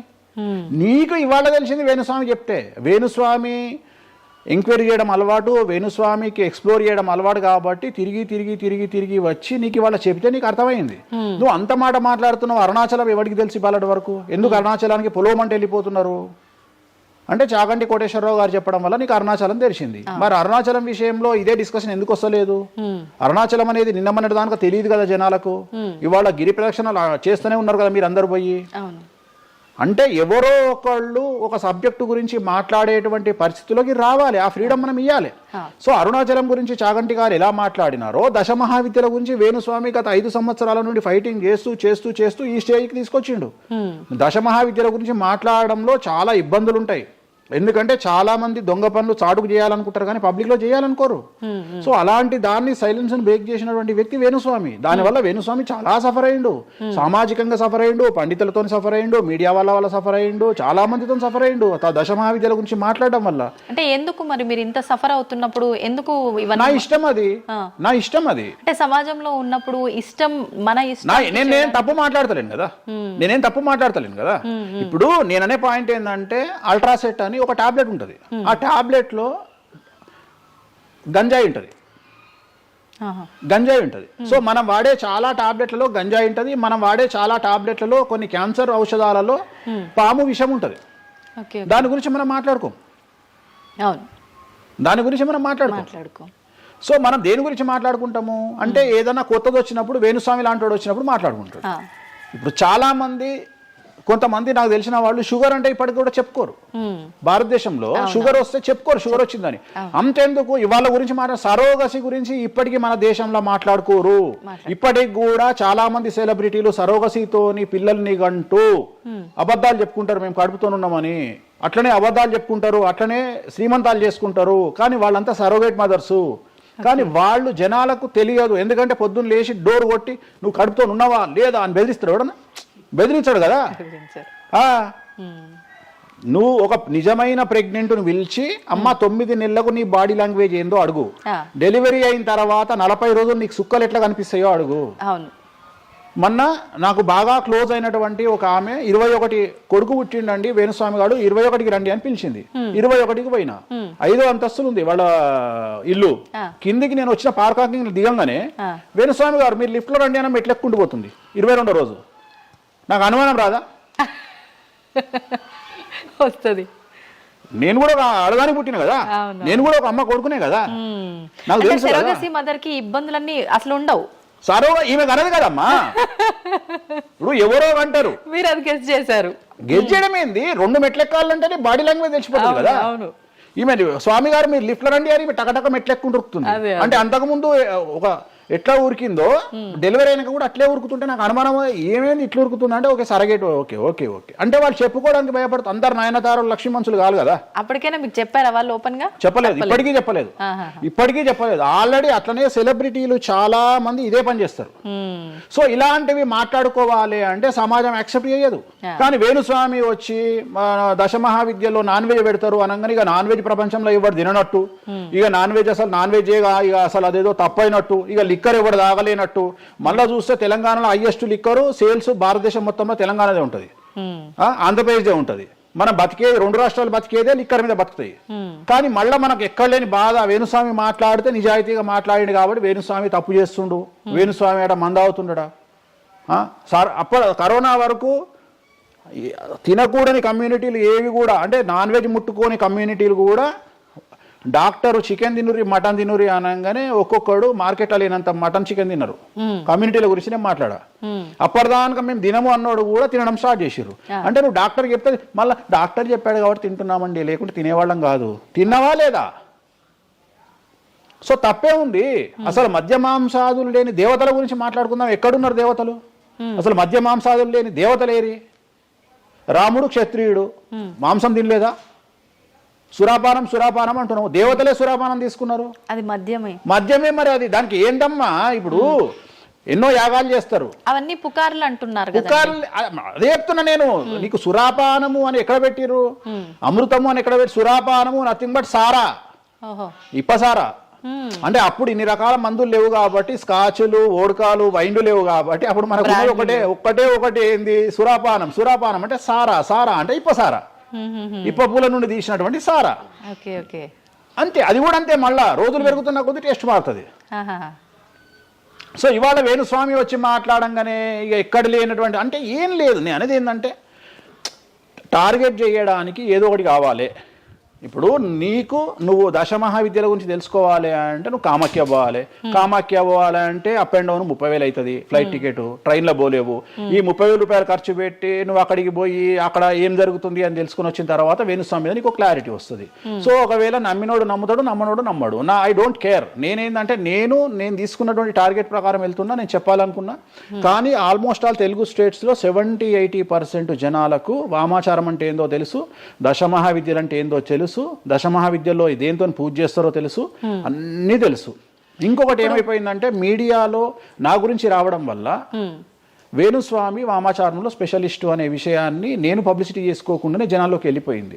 సో ఎవరైతే వామాచారంతో పూజలు చేయాలనుకుంటారో ఆటోమేటిక్గా వాళ్ళే నా దగ్గరకు వస్తున్నారు. స్వామి, ఎందుకంటే ఇప్పుడు క్యాన్సర్కు పలానా దగ్గర మందిస్తారు అని నువ్వు నెగిటివ్గా ప్రమోట్ చేసావు అనుకో, జనాలు అక్కడికే పోతారు. అట్లనే వేణుస్వామి వామాచారంలో పూజలు చేస్తారట, వామాచారం కావాల్సిన వాళ్ళు నా దగ్గరికే వస్తారు డైరెక్ట్. సో ఈజీగా నన్ను రూట్ చేసి ఈయన దగ్గరికి వెళ్ళండి అని చెప్పినట్టు అయిపోయింది. అందుకని నాకు ఫ్రీ పబ్లిసిటీ వల్ల ఇంకా నేను ఉన్నదానికంటే ఇంకొక 100% బిజీ అయినా. అంటే ఏమవుతుంది, ఎందుకంటే అమ్మవారు కదా డిసైడ్ చేసేది.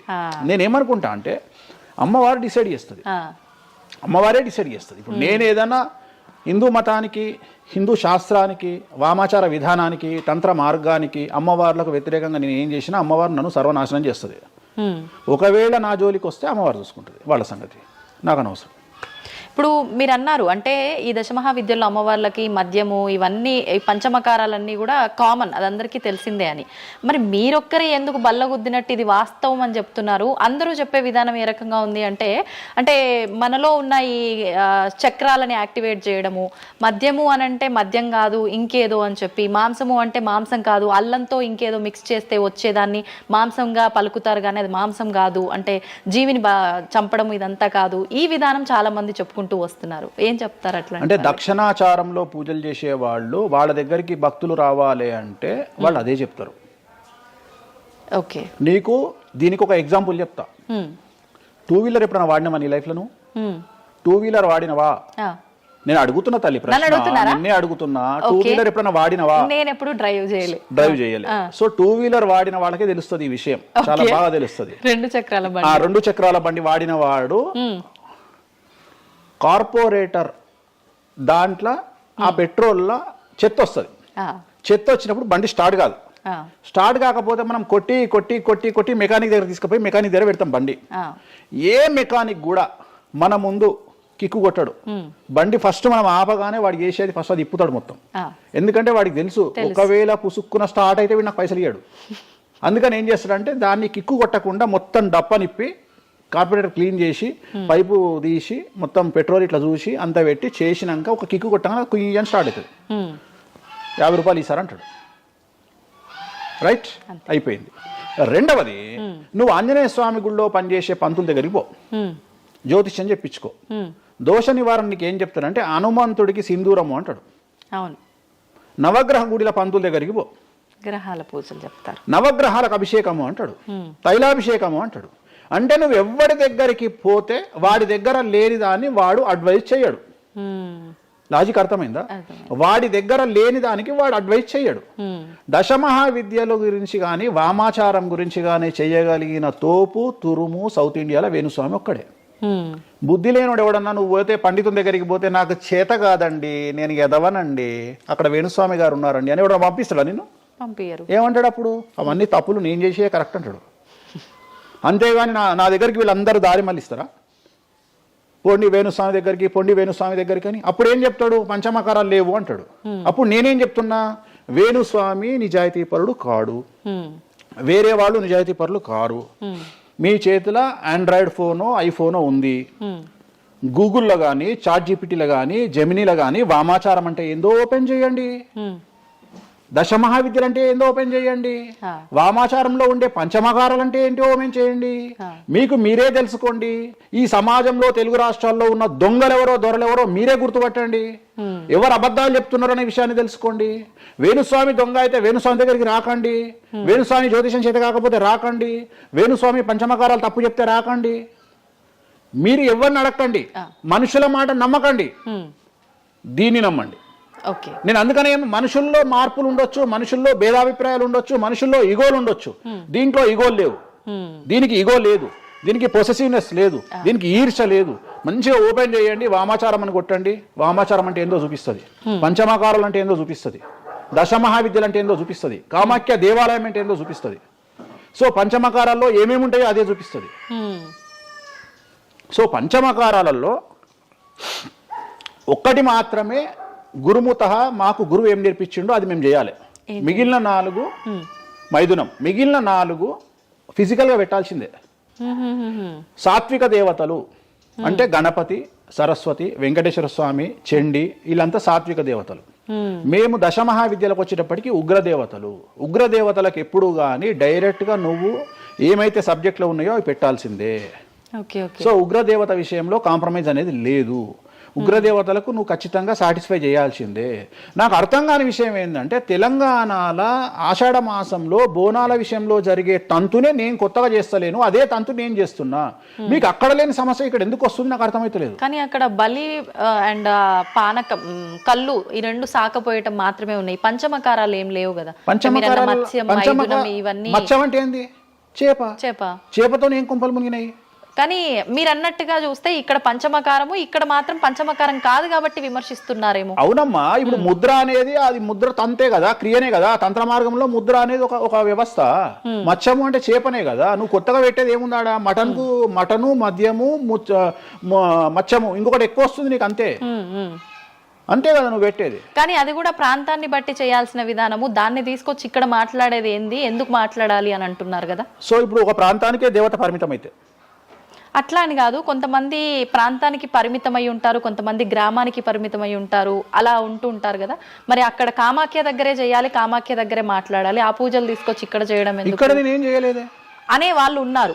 అవునమ్మా, అదే చెప్తున్నా. వాళ్ళు ఎందుకు అంటున్నారు అంటే వాళ్ళకి పొట్టబోతుంది కదా, వాళ్ళ కూడు దగ్గర నోటి దగ్గర కూడిపోతుంది కదా, మస్తుగా మాట్లాడతారు. ఇది ఏమైతుంది? నేను ఒక లాజిక్ చెప్తా. ఇప్పుడు నీకు ఒక షాపు నడుస్తుంది, బుక్ స్టాల్ అంటే, ఎదురుగా ఇంకో బుక్ స్టాల్ పెట్టినప్పుడు ఆటోమేటిక్గా వీటి దెబ్బతింటాడు. నేను ఒక కొత్త మార్గం ఎంచుకున్నా, ఈ కొత్త మార్గం ఎంచుకోవడానికి దమ్ము ధైర్యం కావాలి. నా వేలో నేను వెళ్తున్నా. నన్ను విమర్శించడానికి చాలా మంది వస్తారు. కారణం ఏంటి అంటే వేణుస్వామి ఒక్కడే, వేణుస్వామి ఒక్కడే. కానీ 99 మంది పాజిటివ్ దక్షిణాచారంలో వెళ్తే వేణుస్వామి ఒకడే వామాచారంలో వెళ్తున్నాడు. వీళ్ళకి నేను అందరికీ కాంపిటీటర్గా వీళ్ళు భావిస్తున్నారు. నేనేమంటున్నా అంటే సార్ నీకు నేను కాంపిటీటరే కాదు, ఎందుకంటే మీరందరూ సౌందర్య మన ఆమె పేరు ఇంకో సాయి ఏమో హీరోయిన్ పేరు ఏదో ఉంటుంది కదా, సాయి పల్లవి. సో మీరంతా సాయి పల్లవి సౌందర్య టైపు, నేను సన్నీ లియోన్ టైపు. నన్ను వదిలేయండి, నన్ను వదిలేయండి. నాకు మీకు కాంపిటీషన్ లేదు. నేను బికినీ మీద తిరుగుతా, నేను అన్ని వదిలేసుకున్నా. నా మొలదారం కూడా తీసి పక్కకు పెట్టిన. అంటే నాకు బట్టలు ఇప్పే అవకాశం మీకు ఇయ్యట్లా, మొత్తం ఇప్పేసుకుని నేను ఆల్రెడీ. మీరు ఇప్పుదామంటే ఏం లేవు నా దగ్గర చివరికి నా అండర్వేర్తో సహా నా మొలదారంతో సహా ఇప్పుకున్నా. ఇంకేం లేవు మీరు ఇప్పడానికి. సో మీ పని మీరు చేసుకోండి, మీరు సాత్విక దేవతలను ఆరాధించుకోండి, మీరు ఏం చేసుకోండి. వీళ్ళదంతా ఏ కాన్సెప్ట్ అంటే సువర్ణ పుష్పార్థం అక్షదాం సమర్పయామి అంటే సువర్ణ పుష్పం అనుకొని అక్షతలేనైనా మీరు అదే బ్యాచ్. మంద అనుకొని మటన్ అయినా, మాంసం అనుకొని మటన్ అయినా, మంద అనుకొని స్కాచ్ పోయినైనా నాది ఆ బ్యాచ్. నా బ్యాచ్ నాదే. నేను జెన్యూన్గా ఏం కావాలనో అమ్మవారికి అదే ఇస్తా. చాలామంది శాస్త్రంలో వారాహి అమ్మవారికి ఎరుపు రంగు అన్నము నైవేద్యంగా పెట్టమని చెప్పారు.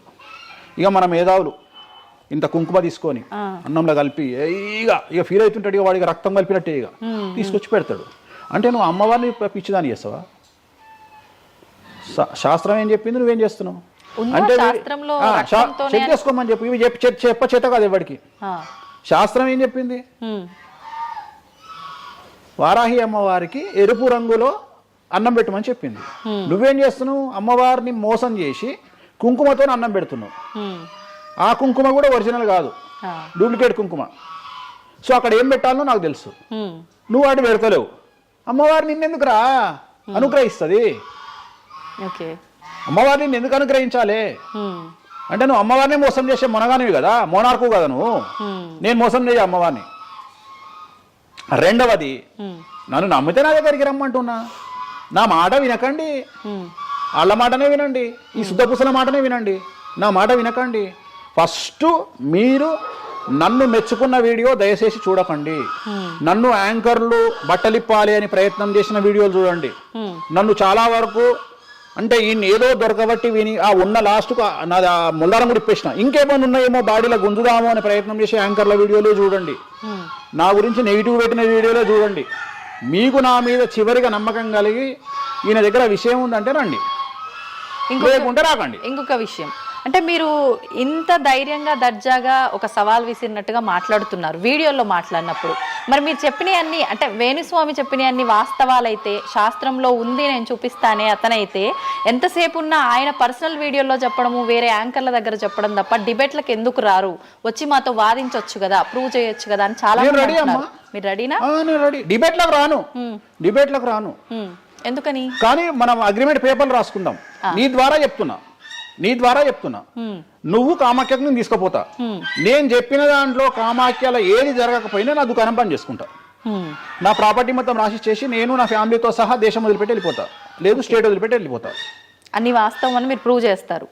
అక్కడ పోనీ అక్కడికి నేను ప్రూవ్ చేసిన అవసరం లేదమ్మా. నీకే ₹1,00,000 ఇస్తా, పోయి చూసుకుంటా రాదు కెమెరాలో. ఓకే, ఎందుకు దీనికి ఎందుకు డిబేట్ ఎందుకు? నువ్వే పోయిరా, నీకు నేను డబ్బులు ఇస్తా, ₹1,00,000 ఇస్తా, పోయిరా. ఓకే, పోయేసి అక్కడ ఏమేమి జరుగుతుంది, ఏమేమి పూజలు చేస్తారో నువ్వే చెప్పు. ఇప్పుడు కామాఖ్యలో కూడా అమ్మవారి గర్భగుడి లోపల దాకా ఈ పంచమకార వ్యవహారం కానివ్వండి, బలి సాంప్రదాయం, ఆ బలికి సంబంధించిన విధానం కానీ లోపలికి లేదు, అది కూడా ఏదున్నా మెయిన్ గుమ్మం బయటే అని అంటున్నారు. అది సో ఇది అంతా నీకు ఎప్పుడు రైట్స్ వస్తాయి అంటే చూసినప్పుడు మాట్లాడడానికి వస్తాయి. నువ్వు ఎవరో చెప్పిన దాన్ని నన్ను కార్నర్ చేయడానికి అడిగితే పనికిరావు. నేను అనే పాయింట్ ఏంటంటే ఇవన్నీ షో చేయడానికి పని చేయనటువంటి వ్యవస్థ. అంటే ఇవన్నీ నేను వీడియో రూపంలో మీ ముందుకు తీసుకురాలనేటువంటి వ్యవస్థ. సో దీనికోసము నువ్వు వాళ్ళ కోణంలో నన్ను ప్రశ్న అడిగినావు అనుకో, నేనేమంటున్నా అంటే నా కోణంలో అడిగిపిస్తా, వచ్చి చూడు. నా కోణంలో నువ్వు ఎప్పుడు అడుగుతావు? నాతో పాటు వచ్చినప్పుడు అడుగుతావు.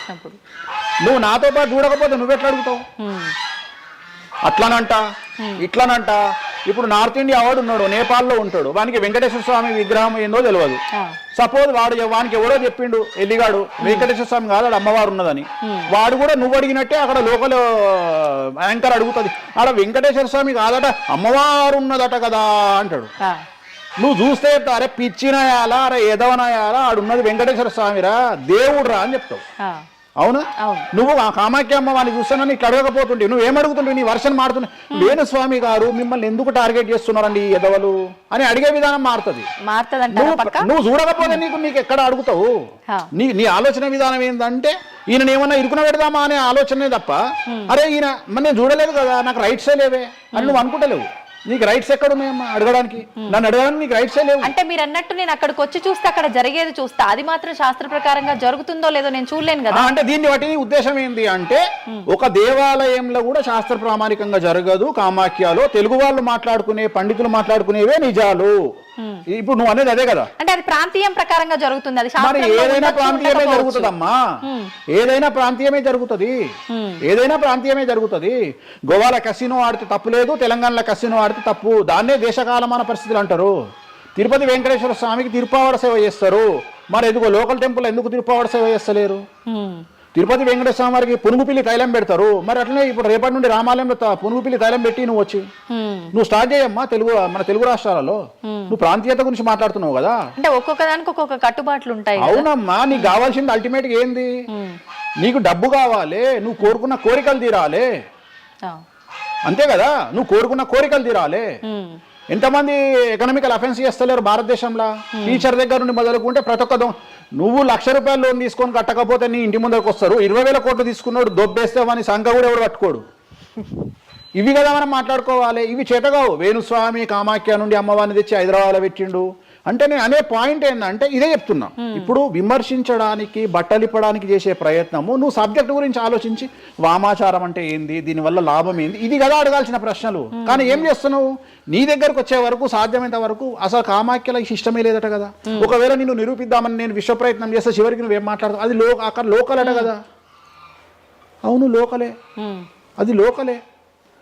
ప్రతి ప్రాంతానికి ఆచారం ఉంటుంది. మరి సంక్రాంతి అనే పండుగ ఆంధ్ర వారిది కదా, తెలంగాణలో లేదు కదా.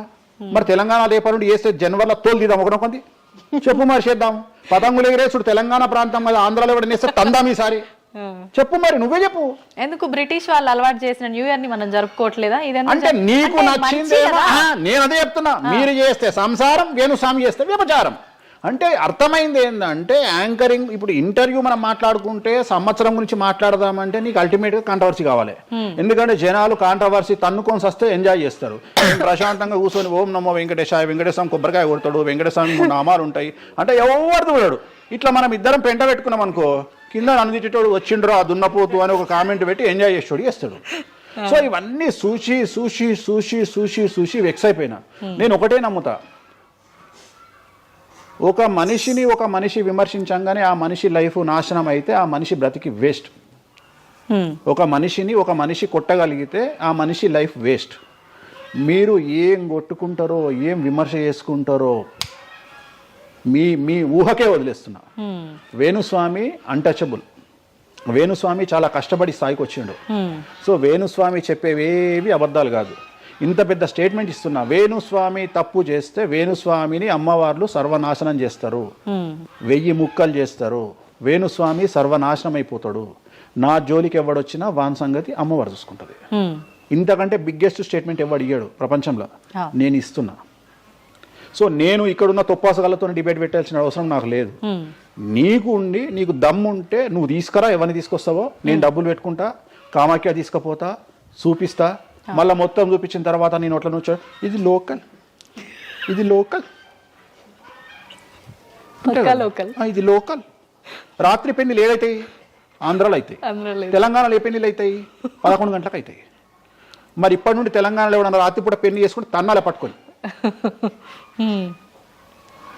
ఇంత పెద్ద గ్లోబలైజేషన్ అయ్యింది. చివరికి బాలయ్య బాబు సినిమాలకు కూడా పరదాలు కాలుస్తున్నాం అమెరికాలో, పవన్ కళ్యాణ్ సినిమాలకు కూడా పరదాలు కాలుస్తున్నాం అమెరికాలో. దీంట్లో రానటువంటి పట్టింపు ఓన్లీ వేణుస్వామి కామాఖ్య దగ్గరికి పోయినప్పుడే వస్తుంది అంటే కావాలని చేస్తున్న వ్యవహారం ఇదంతా వాళ్ళ ఇష్టం. ఇప్పుడు కాసేపు ఇవన్నీ పక్కన పెడితే కామాఖ్య, ఈ జాతకాలు ఇవన్నీ ఇప్పటి వరకు కూడా రకరకాల విపత్తులు అయితే మనం చూసాం. గత ఉగాది మన కొత్త సంవత్సరం నుంచి కూడా ఇప్పటి వరకు చాలా విపత్తులు చూసినాం. అంటే పంచభూతాల్లో ఒక్కొక్కటి ఒక్కొక్క ప్రళయంగా, అగ్ని ద్వారా కావచ్చు, గాలి ద్వారా కావచ్చు, రకరకాలుగా. ఇప్పుడు ఈ గ్రహాల మార్పుల వల్ల ఏవో రాబోతున్నాయని, మొన్న రీసెంట్గా బ్రహ్మంగారి ఇల్లు కూలింది అని, అంటే ఎక్కడ ఏ మూలన ఏం జరిగినా కూడా దాన్ని ప్రతి ఒక్కదానికి లింక్ చేసి దానివల్ల ఏదో దుష్ప్రభావాలు రాబోతున్నాయి, దీనివల్ల ఇబ్బందులు పడబోతున్నారని చెప్పి చెప్తున్నారు. మరి ఈ 2026 మనమైతే ఉగాది నుంచి చూసుకుంటాం, కానీ ఆంగ్ల నూతన సంవత్సరం రాబోతోంది. దీని ద్వారా మనకు ఉగాది వరకు ఈ మధ్య కాలంలో ఎలా ఉండబోతోంది, గ్రహాలు రాశుల పరంగా చూసుకుంటే, పంచభూతాల పరంగా చూసుకుంటే, తర్వాత మనకి ఈ సంవత్సరం మారిన తర్వాత ఎలా ఉండబోతోంది. 20 నిమిషాలు ఆడుకుందామనే ప్రయత్నం చేసిన నీకు ఇప్పుడు చిన్న ఫినిషింగ్ టచ్ ఇస్తా. అసలు నువ్వు జనవరి 1కు ముందు నా దగ్గరికి ఇంటర్వ్యూకి ఎందుకు వచ్చినావు? ఎందుకు రావు? ఉగాది కదా నువ్వు రావాలి. ఉగాదిది సపరేట్, అప్పుడు కొత్త పంచాంగం దృష్ట్యా ఇది సపరేట్. క్వశ్చన్ లేదు. ఎందుకని? తప్పు. దీనికి ఆన్సర్ చెప్పినాకనే ముందరకు పోవాలి మనం.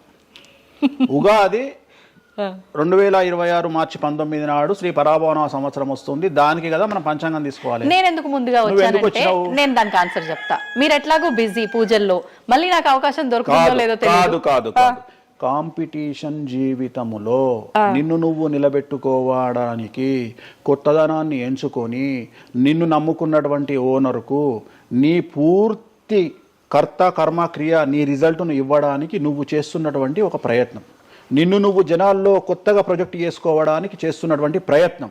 అదే ప్రయత్నం వేణుస్వామి చేసిండు కామాఖ్య విషయంలో. అమ్మా ఇట్లొచ్చారా? అర్థమైందా?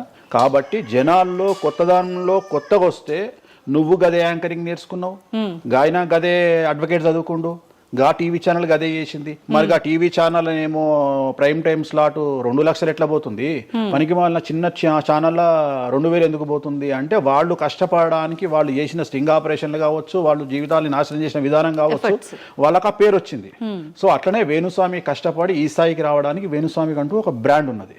సో రెండవది, ఇదే సంవత్సరం ఇదే ఛానల్లో 2025 శివ అనే ఒక యాంకర్ కు నేను ఇంటర్వ్యూ ఇచ్చిన. అందులో చాలా విషయాలు చెప్పిన. ఏమేం చెప్పిన? ఈ సంవత్సరము రైలు ప్రమాదాలు ఎక్కువ అని చెప్పిన, విమాన ప్రమాదాలు ఎక్కువ అని చెప్పిన. చెప్పంగా వెనకకించి వచ్చి వీనికి పని పాట లేదు, వీడు పొద్దుగాలు లేస్తే ఇటువే మాట్లాడతాడు అని తిట్టిరు నన్ను. మరి అయినప్పుడు ఒకడన్నా పెట్టడేంద్రా? పెట్టాలే కదా. ఎందుకు పెట్టారు అంటే చివరికి జ్యోతిష్యం చెప్పుకునే స్వేచ్ఛ కూడా మా బొందకు లేకుండా చేసిరు. జ్యోతిష్యంలో అరే ఇప్పుడు నా సొంత కవిత్వం కాదు, ఎవరిని అడిగినా చెప్తారు. ఈ సంవత్సరం గురువు అధిపతి కమాండర్ కేతువు అన్ని క్లియర్గా ఉన్నాయి.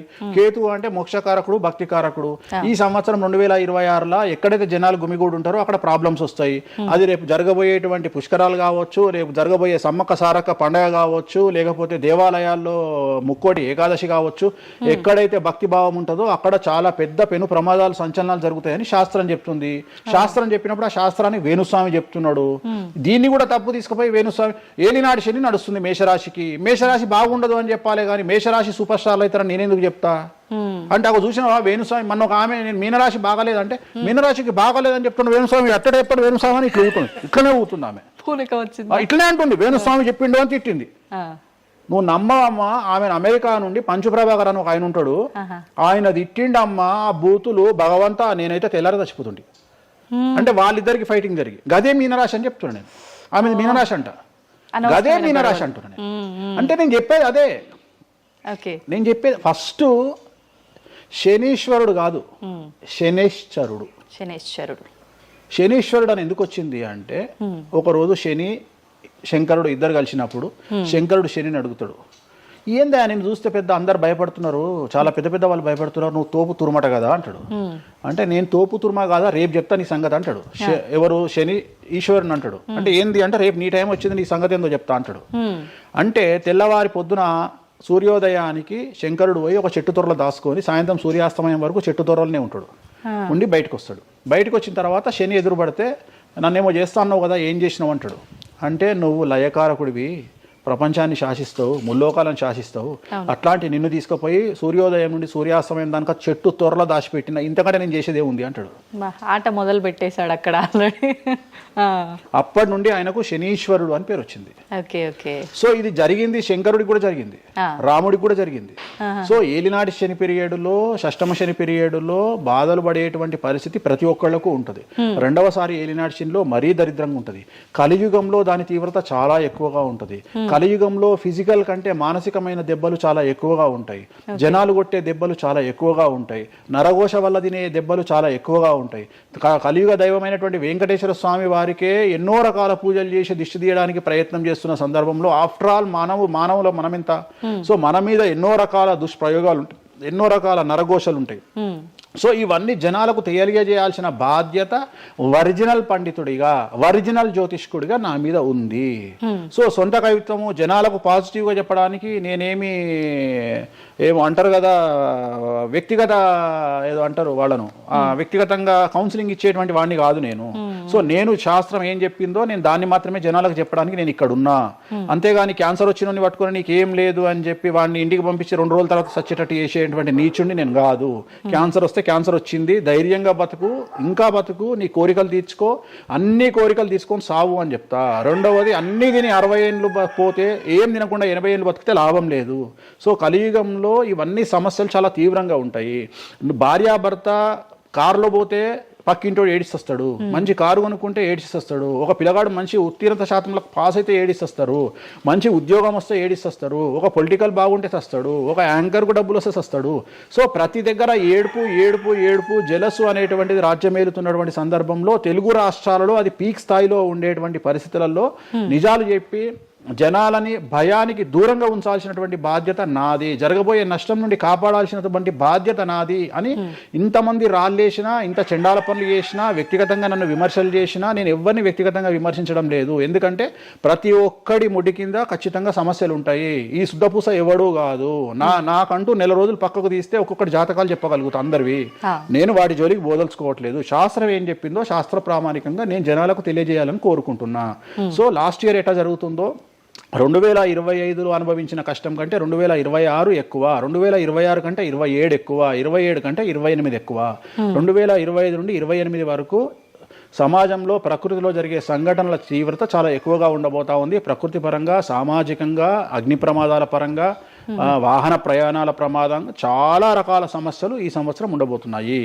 ఓకే, రాశుల పరంగా ఎలా ఉంటుందండి? సో ఈ సంవత్సరము ఫస్ట్ రాశుల కంటే ముందు మనం మాట్లాడుకోవాల్సింది ఏంటి అంటే, ఈ సంవత్సరము రైలు ప్రమాదాలు, అగ్ని ప్రమాదాలు, వాహన ప్రమాదాలు, అలాగే జన సమీకరణలు ఉన్న చోట, భక్తులు గుమిగూడే చోట, జన సాంద్రత ఉన్న చోట, అది సినిమా థియేటర్లు అవ్వచ్చు, భక్తికి సంబంధించిన ఏరియా అవ్వచ్చు, సో మార్కెట్లు అవ్వచ్చు, మాల్స్ అవ్వచ్చు, వాటిల్లో పెను సంచలనాలు ఈ సంవత్సరం జరిగే అవకాశాలు ఉన్నాయి. ఆర్థిక నష్టము అంటే ఆస్తి నష్టము, జన నష్టము ఉండేటువంటి అవకాశాలు ఉన్నాయి.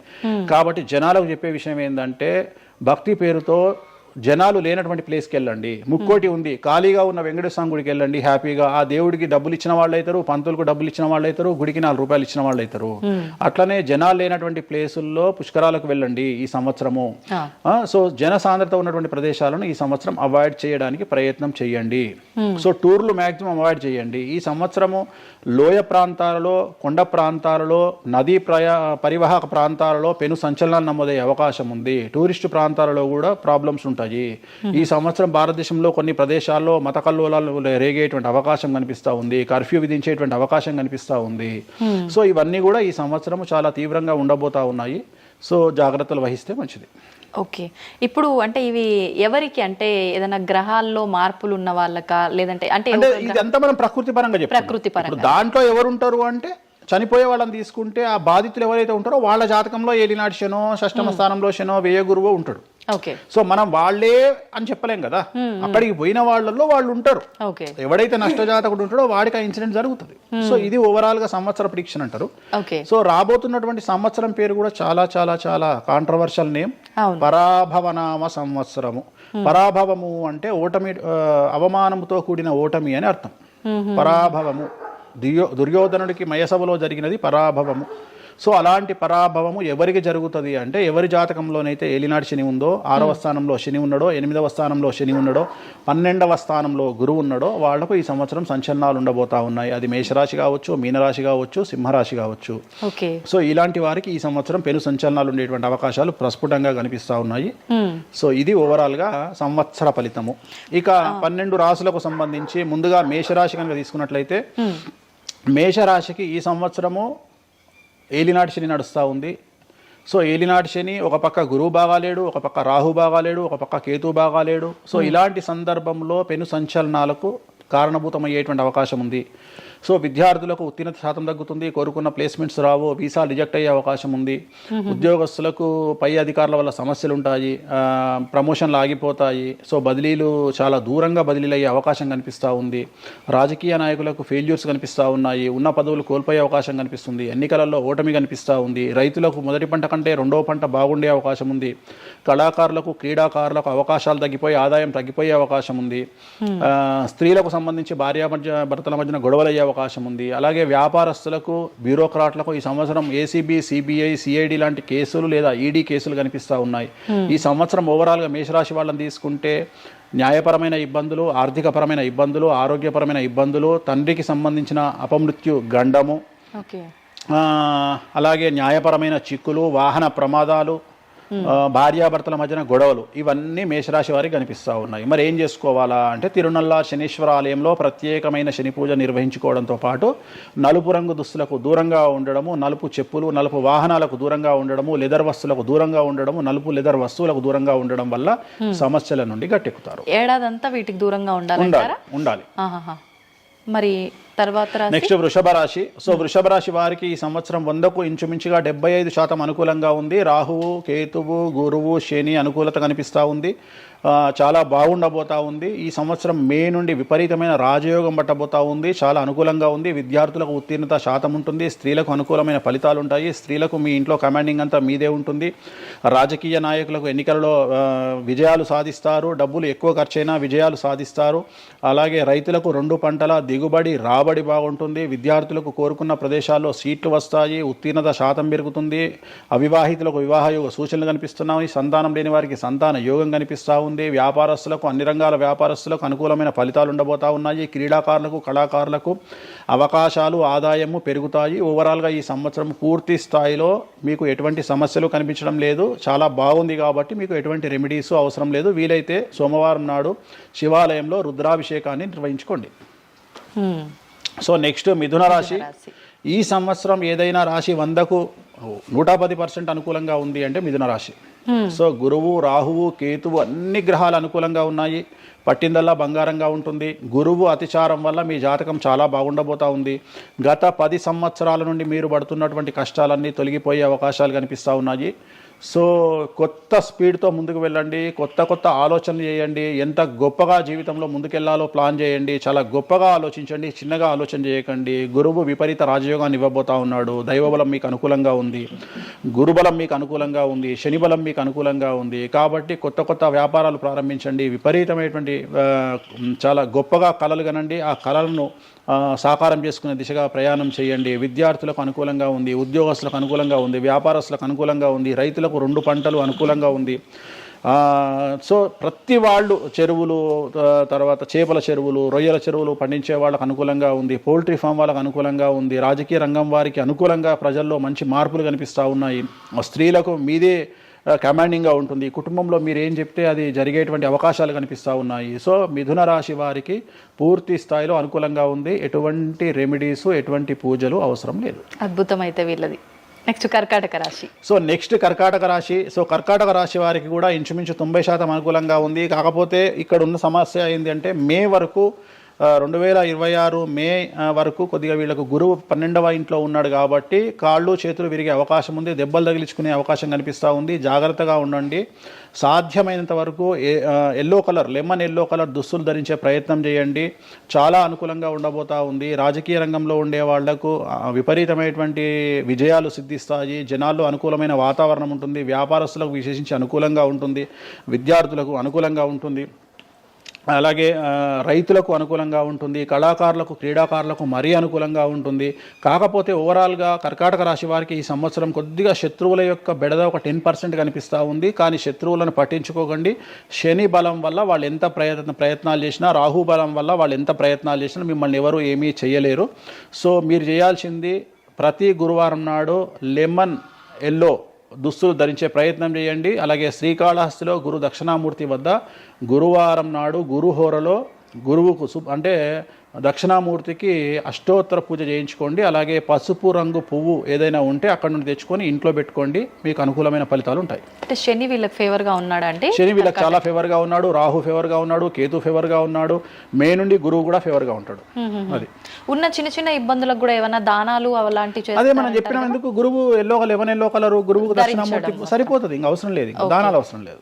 మరి తదుపరి రాశి సో నెక్స్ట్ సింహరాశి. సింహరాశికి ఈ సంవత్సరం అష్టమ శని నడుస్తూ ఉంది. గురువు వ్యతిరేకమైన ఫలితాలు, రాహు కేతువు చాలా నెగిటివ్గా ఉన్నారు. సో ఇంచుమించుగా 4 గ్రహాలు వ్యతిరేకమైన దిశలో ఉన్నాయి. అష్టమ శని అంటే తల్లికి ఆరోగ్యపరమైన ఇబ్బందులు ఉంటాయి, మానసికమైన ఇబ్బందులు ఉంటాయి, శారీరకమైనటువంటి అనారోగ్య సమస్యలు ఉంటాయి, అలాగే ఆర్థికపరమైన ఇబ్బందులు, న్యాయపరమైన చికాకులు ఉంటాయి. జాగ్రత్తగా ఉండండి. నలుపు రంగు దుస్తులకు దూరంగా ఉండండి. విద్యార్థులకు సమస్యలు, ఉద్యోగస్తులకు సమస్యలు, వ్యాపారస్తులకు సమస్యలు, ఈడీ కేసులు, పోలీస్ కేసులు, బ్యూరోక్రాట్స్కు సిబిఐ కేసులు, రైతులకు పంటల దిగుబడిలో నష్టము, కళాకారులకు క్రీడాకారులకు వాళ్ళ అవకాశాలను ఇతరులు దక్కించుకునేటువంటి అవకాశం కనిపిస్తూ ఉంది. స్త్రీలకు భార్యాభర్తల మధ్యన గొడవలు. సో ఓవరాల్గా సింహరాశి వారికి ఏ రంగంలో వారైనా సమస్యలు కనిపిస్తూ ఉన్నాయి. అష్టమ శని ప్రభావం కనిపిస్తూ ఉంది కాబట్టి నలుపు రంగు దుస్తులకు దూరంగా ఉండండి. తీరు నల్లార్ శనీశ్వర ఆలయంలో ప్రత్యేకమైన శని పూజను నిర్వహించుకోవడం ద్వారా సమస్యల నుండి గట్టెక్కుతారు. ఓకే. సో నెక్స్ట్ కన్యారాశి. ఈ సంవత్సరం కన్యారాశి వారికి ఇంచుమించు 75% అనుకూలంగా ఉండబోతా ఉంది. శని అలాగే కుజుడు, రాహువు, కేతువు, గురువు అనుకూలతల వల్ల చాలా అనుకూలంగా ఉండబోతా ఉంది. ఒకే ఒక్క సమస్య ఈ సంవత్సరం ఉండేది, భార్యాభర్తల మధ్యన ఈగోలు కానీ క్లాషెస్ కానీ వచ్చే అవకాశం ఉంది. సో కాంప్రమైజ్ అవ్వడానికి ప్రయత్నించండి. భార్య దగ్గర భర్త, భర్త దగ్గర భార్య కాంప్రమైజ్ అవ్వండి. ఈగోలకు పోవద్దు, జెలస్లకు పోవద్దు. ఆర్థికపరమైన అంశాల్లో జాగ్రత్తగా ఉండండి. విద్యార్థులకు అనుకూలత కనిపిస్తూ ఉంది, రాజకీయ నాయకులకు అనుకూలత కనిపిస్తూ ఉంది, వ్యాపారస్తులకు, కళాకారులకు, క్రీడాకారులకు విశేషమైన యోగం లభించబోతూ ఉంది. న్యాయస్థానాల్లో పనిచేసే వాళ్లకు, న్యాయ సంబంధమైన వృత్తిలో ఉండే వాళ్లకు అనుకూలమైన ఫలితాలు ఉండబోతా ఉన్నాయి. స్త్రీలకు విశేషించి అనుకూలంగా ఉండబోతా ఉంది. సో ఈ సంవత్సరం కన్యారాశి వారికి పూర్తిగా అనుకూలమైనటువంటి ఫలితాలు కనిపిస్తూ ఉన్నాయి. వీరు చేయాల్సినటువంటి రెమెడీ సోమవారం నాడు రుద్రాభిషేకాన్ని శివాలయంలో నిర్వహించండి, సమస్యల నుండి గట్టెక్కుతారు. సో నెక్స్ట్ తులారాశి. తులారాశి వారికి షష్టమ స్థానంలో శని కనిపిస్తూ ఉన్నాడు. కాకపోతే గురువు విపరీత రాజయోగాన్ని ఇవ్వబోతా ఉన్నాడు. వీళ్ళకి గురు బలము మరియు దైవ బలం అనుకూలంగా ఉండడం వల్ల మీ జీవితాన్ని కొత్తగా ప్రొజెక్ట్ చేసుకునేటువంటి అవకాశం మీకు దేవుడు కల్పిస్తూ ఉన్నాడు. ముందుకు వెళ్ళే ప్రయత్నం చేయండి. చాలా కొత్తగా మిమ్మల్ని మీరు ఆవిష్కరించుకునే ప్రయత్నం చేయండి. మిమ్మల్ని మీరు కొత్తగా సమాజానికి చూపించుకోండి. దానివల్ల మీ ఆలోచనలు మార్చుకోండి. చాలా గొప్పగా థింక్ చేయండి, గొప్పగా కలలు కనండి, వాటిని సాకారం చేసుకోండి. గురువు అనుకూలంగా ఉన్నాడు. కాకపోతే కుటుంబంలో పెను సంచలనం జరిగే అవకాశం కనిపిస్తూ ఉంది. 6వ స్థానము భాగ్యానికి మరియు శత్రుత్వానికి కారకుడు కాబట్టి శని వల్ల సంచలనం జరిగే అవకాశం ఉంది. విద్యార్థులు, ఉద్యోగస్తులు, వ్యాపారస్తులు, కళాకారులు, క్రీడాకారులు, రైతులు, అలాగే రాజకీయ నాయకులు ఎవరైనా సరే వాళ్ళ జీవితంలో ఏదో ఒక పెను సంచలనం జరిగే అవకాశం కనిపిస్తూ ఉంది. నలుపు రంగు దుస్తులకు దూరంగా ఉండండి. తీరు నల్లార్ శనీశ్వర ఆలయంలో ప్రత్యేకమైన శని పూజ నిర్వహించడం ద్వారా సమస్యల నుండి బయటపడతారు. నెక్స్ట్ వృశ్చిక రాశి. వృశ్చిక రాశి వారికి అర్ధాష్టమ శని వెళ్ళిపోయింది. శని గురువులు అనుకూలంగా ఉన్నారు, రాహు కేతువులు అనుకూలంగా ఉన్నారు. కళాకారులు, క్రీడాకారులు, ఉద్యోగస్తులు, విద్యార్థులు, వ్యాపారస్తులు, రైతులు, రాజకీయ నాయకులు, స్త్రీలు, అన్ని రంగాల వారికి పూర్తిగా 100కి 100% అనుకూలంగా ఉన్నటువంటి రాశి వృశ్చిక రాశి. పూర్తి స్థాయిలో విశాఖ 4, అనురాధ 1, 2, 3, 4, జ్యేష్ఠ 1, 2, 3, 4, 9 పాదాల వారికి విశేషించి రాజయోగంగా భావించాల్సి ఉంటుంది. మే వరకు విపరీత రాజయోగం కనిపిస్తూ ఉంది. మే తదుపరి కూడా అనుకూలమైన ఫలితాలను పొందుతారు. కాబట్టి వీరికి ఎటువంటి రెమెడీసు, ఎటువంటి పూజలు అవసరం లేదు. చాలా గొప్పగా కళలు కనండి. మీకున్నటువంటి కళలను సాకారం చేసుకోండి. మీకు ఎటువంటి రెమెడీస్ కూడా అవసరం లేదు. నెక్స్ట్ ధనుస్సు రాశి. ధనుస్సు రాశి వారికి అర్ధాష్టమ శని నడుస్తూ ఉంది. అర్ధాష్టమ శని అనేటువంటిది డబ్బులను అధికంగా ఇచ్చి ఆ డబ్బుల ద్వారా సమస్యలు తెచ్చేటువంటి ఒక పరిస్థితి. అంటే డబ్బులు లేకపోతేనే సమస్యలు అంటారా, డబ్బులు ఉంటే కూడా సమస్యలు. డబ్బులు ఉన్నప్పుడు వాటిని మనం ఖర్చు చేసే విధానంలో సమస్యలు, వాటిని మనం ఎలా సమాజంలో ఖర్చు పెట్టబోతున్నామనే సమస్యలు ఏర్పడేటువంటి అవకాశం ఉంది. కాబట్టి మీరు ఇన్వెస్ట్మెంట్ చేయడంలో కానీ, అప్పులు ఇవ్వడంలో కానీ, ఎవరికైనా అప్పులు ఇవ్వడంలో కానీ, చిట్టీలు వేయడంలో కానీ, సహాయం చేయబోయేటప్పుడు కానీ జాగ్రత్తలు తీసుకోండి. ఎటువంటి పరిస్థితుల్లోనూ డబ్బులు ఎవరికి ఇవ్వవద్దు. సో ధనుస్సు రాశి వారికి డబ్బు పరంగా సమస్యలు ఏర్పడే అవకాశం ఉంది. రాక డబ్బులు వచ్చినాయి కాబట్టి తీసుకెళ్ళి వేరే వాళ్ళకి ఇచ్చి మోసపోయే అవకాశాలు కనిపిస్తూ ఉన్నాయి. ఈ ఒక్క విషయంలో ధనుసు రాశి వాళ్ళు జాగ్రత్తలు తీసుకుంటే విద్యార్థులకు, ఉద్యోగస్తులకు, కళాకారులకు, క్రీడాకారులకు, రాజకీయ నాయకులకు, స్త్రీలకు, వ్యాపారస్తులకు, రైతులకు, అన్ని రంగాల వారికి ఈ సంవత్సరం అనుకూలంగా ఉంటుంది. ఓన్లీ మీరు చేయాల్సిన రెమెడీ నలుపు రంగు దుస్తులకు దూరంగా ఉండండి. తిరునల్లార్ శనీశ్వర ఆలయంలో ప్రత్యేకమైన శని పూజ నిర్వహించడం ద్వారా సమస్యల నుండి గట్టెక్కుతారు. నెక్స్ట్ మకర రాశి వారికి ఈ సంవత్సరం చాలా అనుకూలంగా ఉంది. ఈ సంవత్సరం అండర్లైన్ చేయాల్సిన విషయం ఏమిటంటే మకర రాశి వారికి భార్యాభర్తల మధ్యన గ్యాప్ ఏర్పడేటువంటి అవకాశం ఉంది. గొడవలు వచ్చే అవకాశం ఉంది. ఈగోస్ వల్ల కానీ వేటి వల్ల అయినా సమస్యలు వచ్చే అవకాశం ఉంది. అది కాకుండా విద్యార్థులకు అనుకూలతలు ఉంటాయి, ఉద్యోగస్తులకు అనుకూలతలు ఉంటాయి, రైతులకు 2 పంటల దిగుబడి రాబడి ఉంటుంది. అలాగే రాజకీయ నాయకులకు సమాజంలో మంచి పేరు ప్రఖ్యాతులతో పాటు పదవులు సిద్ధిస్తాయి. రైతులకు 2 పంటల దిగుబడి రాబడి ఉంటుంది. వ్యాపారస్తులకు రూపాయికి 100 రూపాయల లాభం ఉంటుంది. స్త్రీలకు కోరుకున్నటువంటి ఫలితాలు ఉంటాయి. అన్ని రంగాల వారికి అనుకూలమైన ఫలితాలు మకర రాశి వారికి ఉండబోతా ఉన్నాయి. వీరు సోమవారం నాడు శివాలయంలో రుద్రాభిషేకం నిర్వహించుకున్నట్లయితే సమస్యల నుండి గట్టెక్కుతారు. సో నెక్స్ట్ కుంభరాశి వారికి ఏలినాడు శని చివరి అంకంలో ఉంది. చాలా సమస్యలు కనిపించబోతా ఉన్నాయి. కుటుంబంలో ఎవరిని తీసుకున్నా విద్యార్థులు, ఉద్యోగస్తులు, వ్యాపారస్తులు, కళాకారులు, క్రీడాకారులు, రాజకీయ నాయకులు, స్త్రీలు, ఉద్యోగస్తులు, బ్యూరోక్రాట్లు అందరికీ సమస్యలు ఉన్నాయి. వాహన ప్రమాదాలు, పోలీస్ కేసులు, కోర్టు కేసులు, ఆరోగ్యపరమైన ఇబ్బందులు, మానసికమైన ఇబ్బందులు, స్త్రీలకైతే థైరాయిడ్ సమస్యలు, పీసీఓడి సమస్యలు, గర్భసంచికి సంబంధించిన సమస్యలు, మానసికమైన ఇబ్బందులు బాధించే అవకాశం కనిపిస్తూ ఉంది. జాగ్రత్తగా ఉండండి. నలుపు రంగు దుస్తులకు దూరంగా ఉండండి. శనివార నియమాన్ని పాటించండి. సప్త శనివార వ్రతాన్ని పాటించండి. సప్త శనివార వ్రతం అంటే శనివారం నాడు శ్రీ వెంకటేశ్వర స్వామి వారికి సంబంధించినటువంటి వ్రతము. ఇది పుస్తకం మీకు మార్కెట్లో దొరుకుతుంది. తీసుకొచ్చుకొని 7 వారాల పాటు 7 శనివారాల పాటు చేయండి. సమస్యల నుండి గట్టెక్కుతారు. ఇక చివరిది లాస్ట్ది అనేటువంటిది మీనరాశి వారికి ఈ సంవత్సరం జన్మశని నడుస్తూ ఉంది. జన్మశని చాలా డేంజరస్గా ఉండబోతూ ఉంది.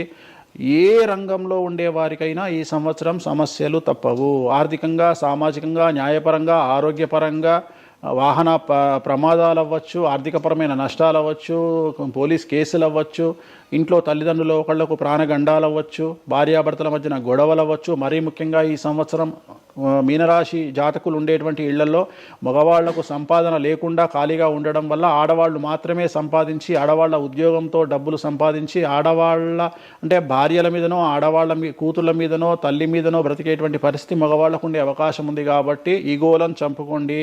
సో ఆడవారి మీద బ్రతకడానికి సిద్ధపడండి, కష్టపడండి, మానసికంగా సంసిద్ధులుగా ఉండండి. అంటే అలాంటి ఒక కండిషన్ ఈ సంవత్సరం ఉండబోతా ఉంది. ఈ ఒక్క సంవత్సరాన్ని కనుక మీరు దాటగలిగితే మీ జీవితంలో మంచి మంచి మంచి పొజిషన్లకు వెళ్తారు. సో నలుపు రంగు దుస్తులకు దూరంగా ఉండండి. రాత్రిపూట ప్రయాణాలు చేయకండి. వాహన ప్రమాదాలు జరిగే అవకాశం కనిపిస్తూ ఉంది. జన సమూహం ఉన్నటువంటి ప్రాంతాలకు వెళ్ళకండి. సో జాగ్రత్తలు తీసుకోండి. నలుపు రంగు దుస్తులకు దూరంగా ఉండండి. తిరునల్లార్ శనీశ్వర ఆలయంలో ప్రత్యేకమైన శని పూజ నిర్వహించడం ద్వారా సమస్యల నుండి బయటపడతారు. ఇప్పుడు ఈ రాశి ఫలాల్ని ఈ మధ్యకాలంలో చాలా మంది ఫాలో అవుతున్నారండి. ఇది అక్షరం అంటే పేరులో మొదటి అక్షరాన్ని బట్టి ఫాలో అవ్వాలా, లేదంటే డేట్ ఆఫ్ బర్త్ బట్టి వచ్చే రాశిని ఫాలో అవ్వాలా? ఇది పేరులో దాని సంబంధం లేదు. డేట్ ఆఫ్ బర్త్ ప్రకారం చూసుకోవాలి. రెండోది ఇది గోచారం, గ్రహచారం వేరు, గోచారం వేరు. ఇది జస్ట్ గోచారం ప్రకారం ఎలాగైతే మనము సౌరమానం ప్రకారము మనం చూసుకుంటామో అలా ఇది ఓన్లీ చాంద్రమానం ప్రకారము మీ నక్షత్రం ప్రకారం చూసుకోవాల్సిందే. మళ్ళీ వ్యక్తిగతమైన జాతకం వేరు. అంటే ఒక 3-4 రాశులు మినహాయించి అన్ని రాశుల వారికి కొంచెం ఇబ్బందికర పరిస్థితులే ఉన్నాయి. దానికి మీరు చెప్పిన రెమెడీస్ చేసుకుంటే సరిపోతుంది. ధన్యవాదాలండి, చాలా చక్కగా వివరించారు. ఓం నమో వెంకటేశాయ.